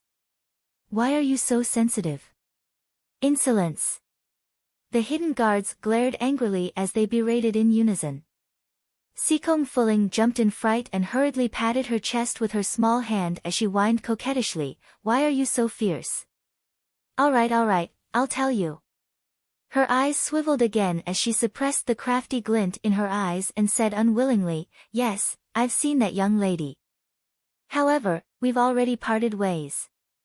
You've also seen it now, I'm alone." "Where did she go?" Mo Lien questioned. "How would I know where she went?" Sikong Fuling rolled her eyes and cried out, "That young lady was ice cold and didn't say a word for half a day. When she left, she didn't even tell me. How would I know where she went? That wretched girl had caused her to wander around the forest in search of her. She was even afraid that she would starve to death. Just thinking about it made her angry.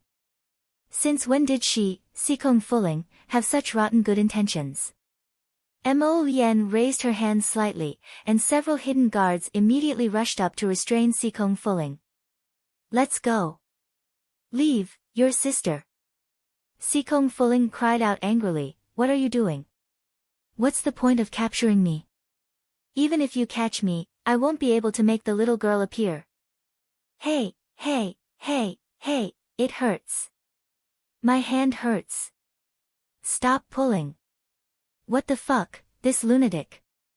Just because she had come into contact with the little girl before, how crazy was she? Lead the way. Lead the way. Brothers. I really don't know where she is. Sikong Fuling cried out in exasperation. Let go. I'm warning you. If you don't let go, I won't be courteous anymore. A hidden guard unceremoniously slapped the back of her head. Let's go. Sikong Fuling still wanted to resist, but she was forcefully pushed and pulled by several hidden guards, and her hands were shackled with mystic energy locking shackles.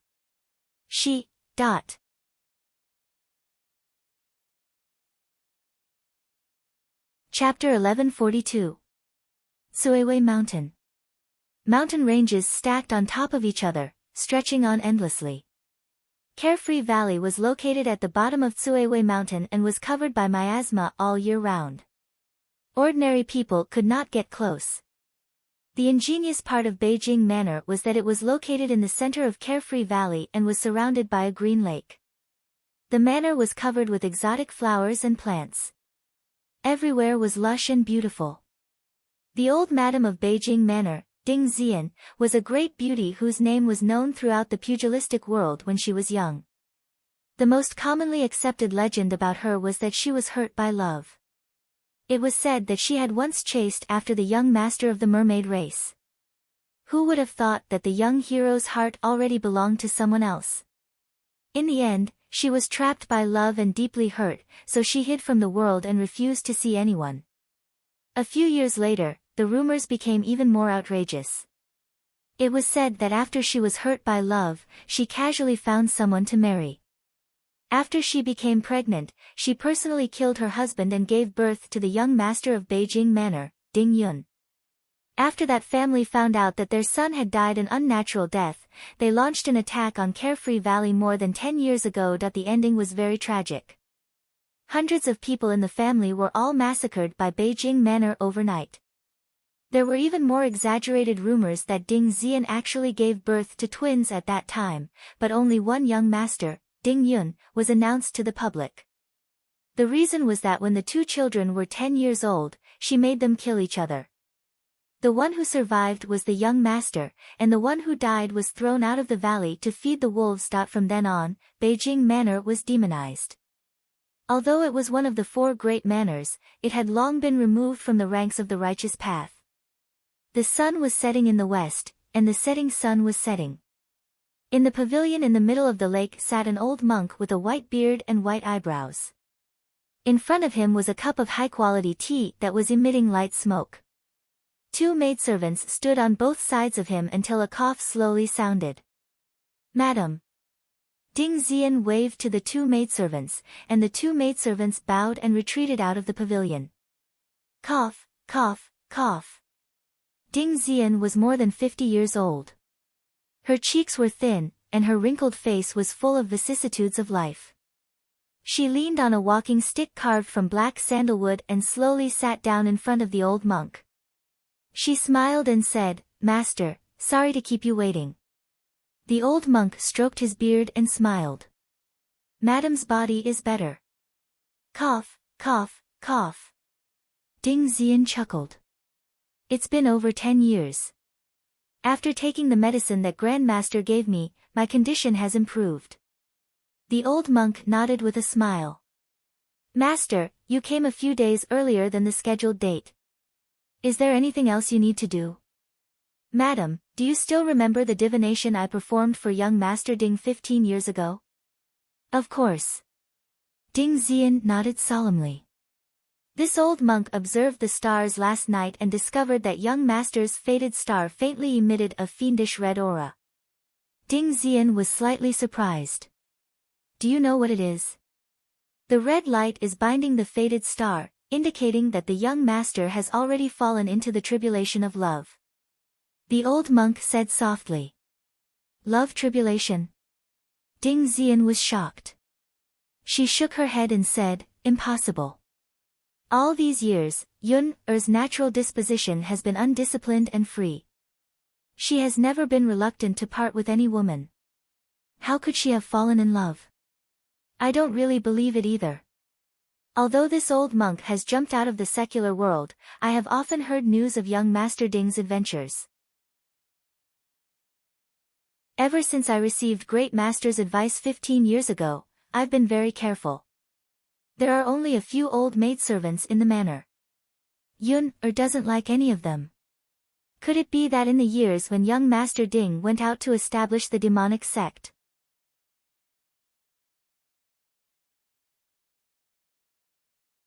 Chapter 1143. You mean that Sikong fooling by his side? Ding Xian shook her head. That's even more impossible.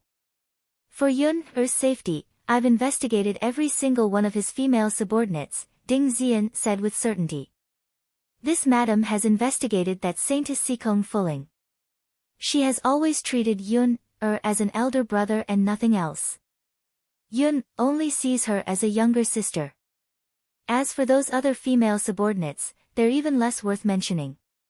A few of them had designs on Yun-er, but after Yun-er discovered them, they were all personally executed by him. Her son had always been such a heartless child since he was young. Don't be fooled by how he laughed and joked with others all day long, as if he was very happy. In reality, he was abnormally cold and indifferent. He didn't even have the slightest bit of affection for his own mother. As a result, the number of times he returned home these past few years had gradually decreased. If she hadn't sent people to call him back again and again, he probably wouldn't have thought of returning home to visit his mother for several years.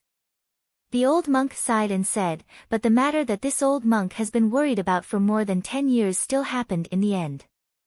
Madam, the most important thing right now is to find this person as soon as possible so that we can think of a way to resolve it. Yun-er, he has suffered enough. It's also my fault. When I was pregnant with him, I made him suffer so much and even almost caused him to die. I don't want him to experience any more tribulations or difficulties. Master, you must help me, you must help me. Cough, cough, cough. Madam, please rest assured. The old manor lord of Beijing Manor has always been this old monk's old friend. This old monk will definitely not disappoint his old friend. Ding Xian lightly bit her lip and nodded. Many thanks, master. This child should have lived like a prince for his entire life, but he was born with such a bitter fate. It's me who harmed him, it's me. If he had listened to my father back then, he wouldn't have come to this stage today. Now it's also as master's divination. If the love tribulation isn't removed, he will definitely suffer for all his lifetimes. Ding Xian softly murmured, Master, I don't want to be like this. I only wish for my child to be safe and happy. Is this too much? Madam, eldest miss sent a letter back. A middle-aged female servant in green clothes quickly walked to the pavilion and said. When Ding Xian heard the servant mention Xinu, her expression softened. Bring the letter in. This child, was the daughter-in-law candidate she had personally chosen because she was very clear that Yun-er did not like her. With such a daughter-in-law, Yun-er was safe. He would never be moved by Xinu, so naturally, he would not deal with that troublesome love tribulation. Speaking of which, the reason why her son couldn't fall in love with anyone was entirely because of her. It was her fault, but she couldn't make up for it now that she knew that she was selfish and sacrificed for Yun-er. However, she had previously told Yun-er about this matter, letting her clearly know that Yun-er's life would be in danger after falling in love. You had to choose whether to marry or not. Xinu personally agreed and didn't care much about that. That was why the marriage was finalized a few years ago. Beijing Manor always had its own special communication channel, so letters were exchanged very quickly. Ding Xian recalled that had left for 2 days and probably had something to report, so she hurriedly opened the letter to take a look. She jumped up and shouted with a stern expression, "Men, summon 2 Beitan enforcers to head to the Mystic Beast Forest and kill that woman by young lord's side."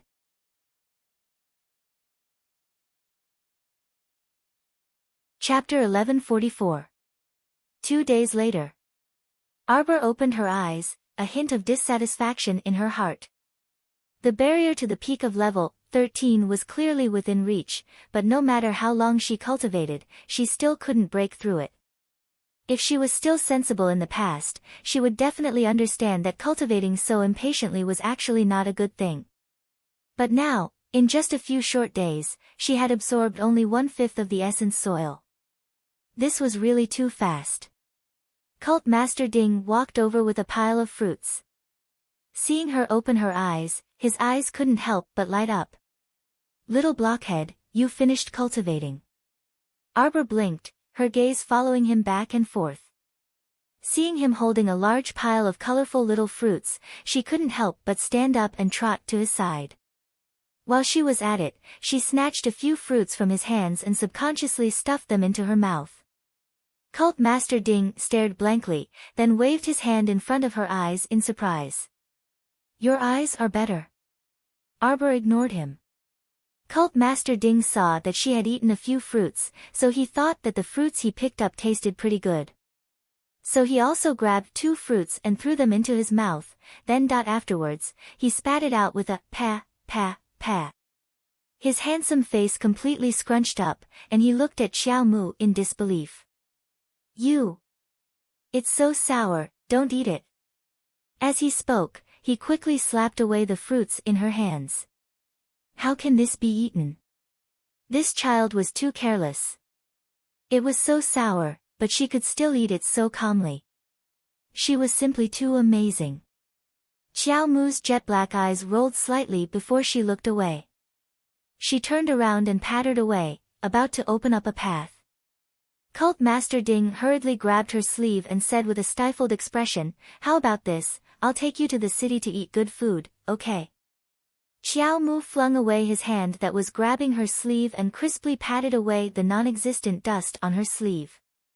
Just as she was about to turn around and leave, her brows suddenly twitched, and an austere aura directly pounced at her, so fast that it was unimaginable. Arbor instinctively flipped to the side and dodged the fatal strike. He leaped lightly and landed beside Ding Yun. Ding Yun was shocked. His body quickly moved, and he was already in front of Arbor. He glared angrily at the 2 elders who suddenly came out of the forest. "North Altar Protector, what are you 2 doing?" "Young Lord, sorry for the offense." One of the old men shouted angrily and flew forward to grab Ding Yun. The other person stepped forward, and a thick wave of profound energy was attached to it. He once again attacked Arbor. Arbor turned her body and was about to jump away when she saw a pair of blood-red scissors coming towards her. It was aimed at her wrist, and with a "kacha" sound, the scissors cut. The profound artifact was very powerful. It cut off a piece of her sleeve from her wrist in a single move. If she hadn't retracted her hand quickly, that thing would have cut off her fair and tender wrist. Bang! Arbor gave a side kick, hitting the back of the old man's hand. Her body moved back a bit, and she nimbly stepped on the withered bushes. With a flash, she appeared behind the old man. A black ferrule suddenly appeared in her hand, and with a surge of profound energy, she abruptly struck the back of the old man's head. The old man quickly opened a defensive barrier and turned around to block with the large scissors. But with a clang, Arbor's wrist was actually shaken by that pair of scissors until it ached, and she took a step back. "Elder Heng, stop!" Ding Yun's gaze shrunk, and he suddenly wanted to sweep away the protector who was pestering him like a madman. You're tuning in to the Blissful Bookshelf YouTube channel. We're so grateful for your support, and don't forget to subscribe to join us on this incredible journey through captivating stories. Your generosity through donations truly makes a world of difference, as it's the primary source of revenue that allows me to expand and enhance this channel for you. Thank you from the bottom of my heart for being a part of this adventure.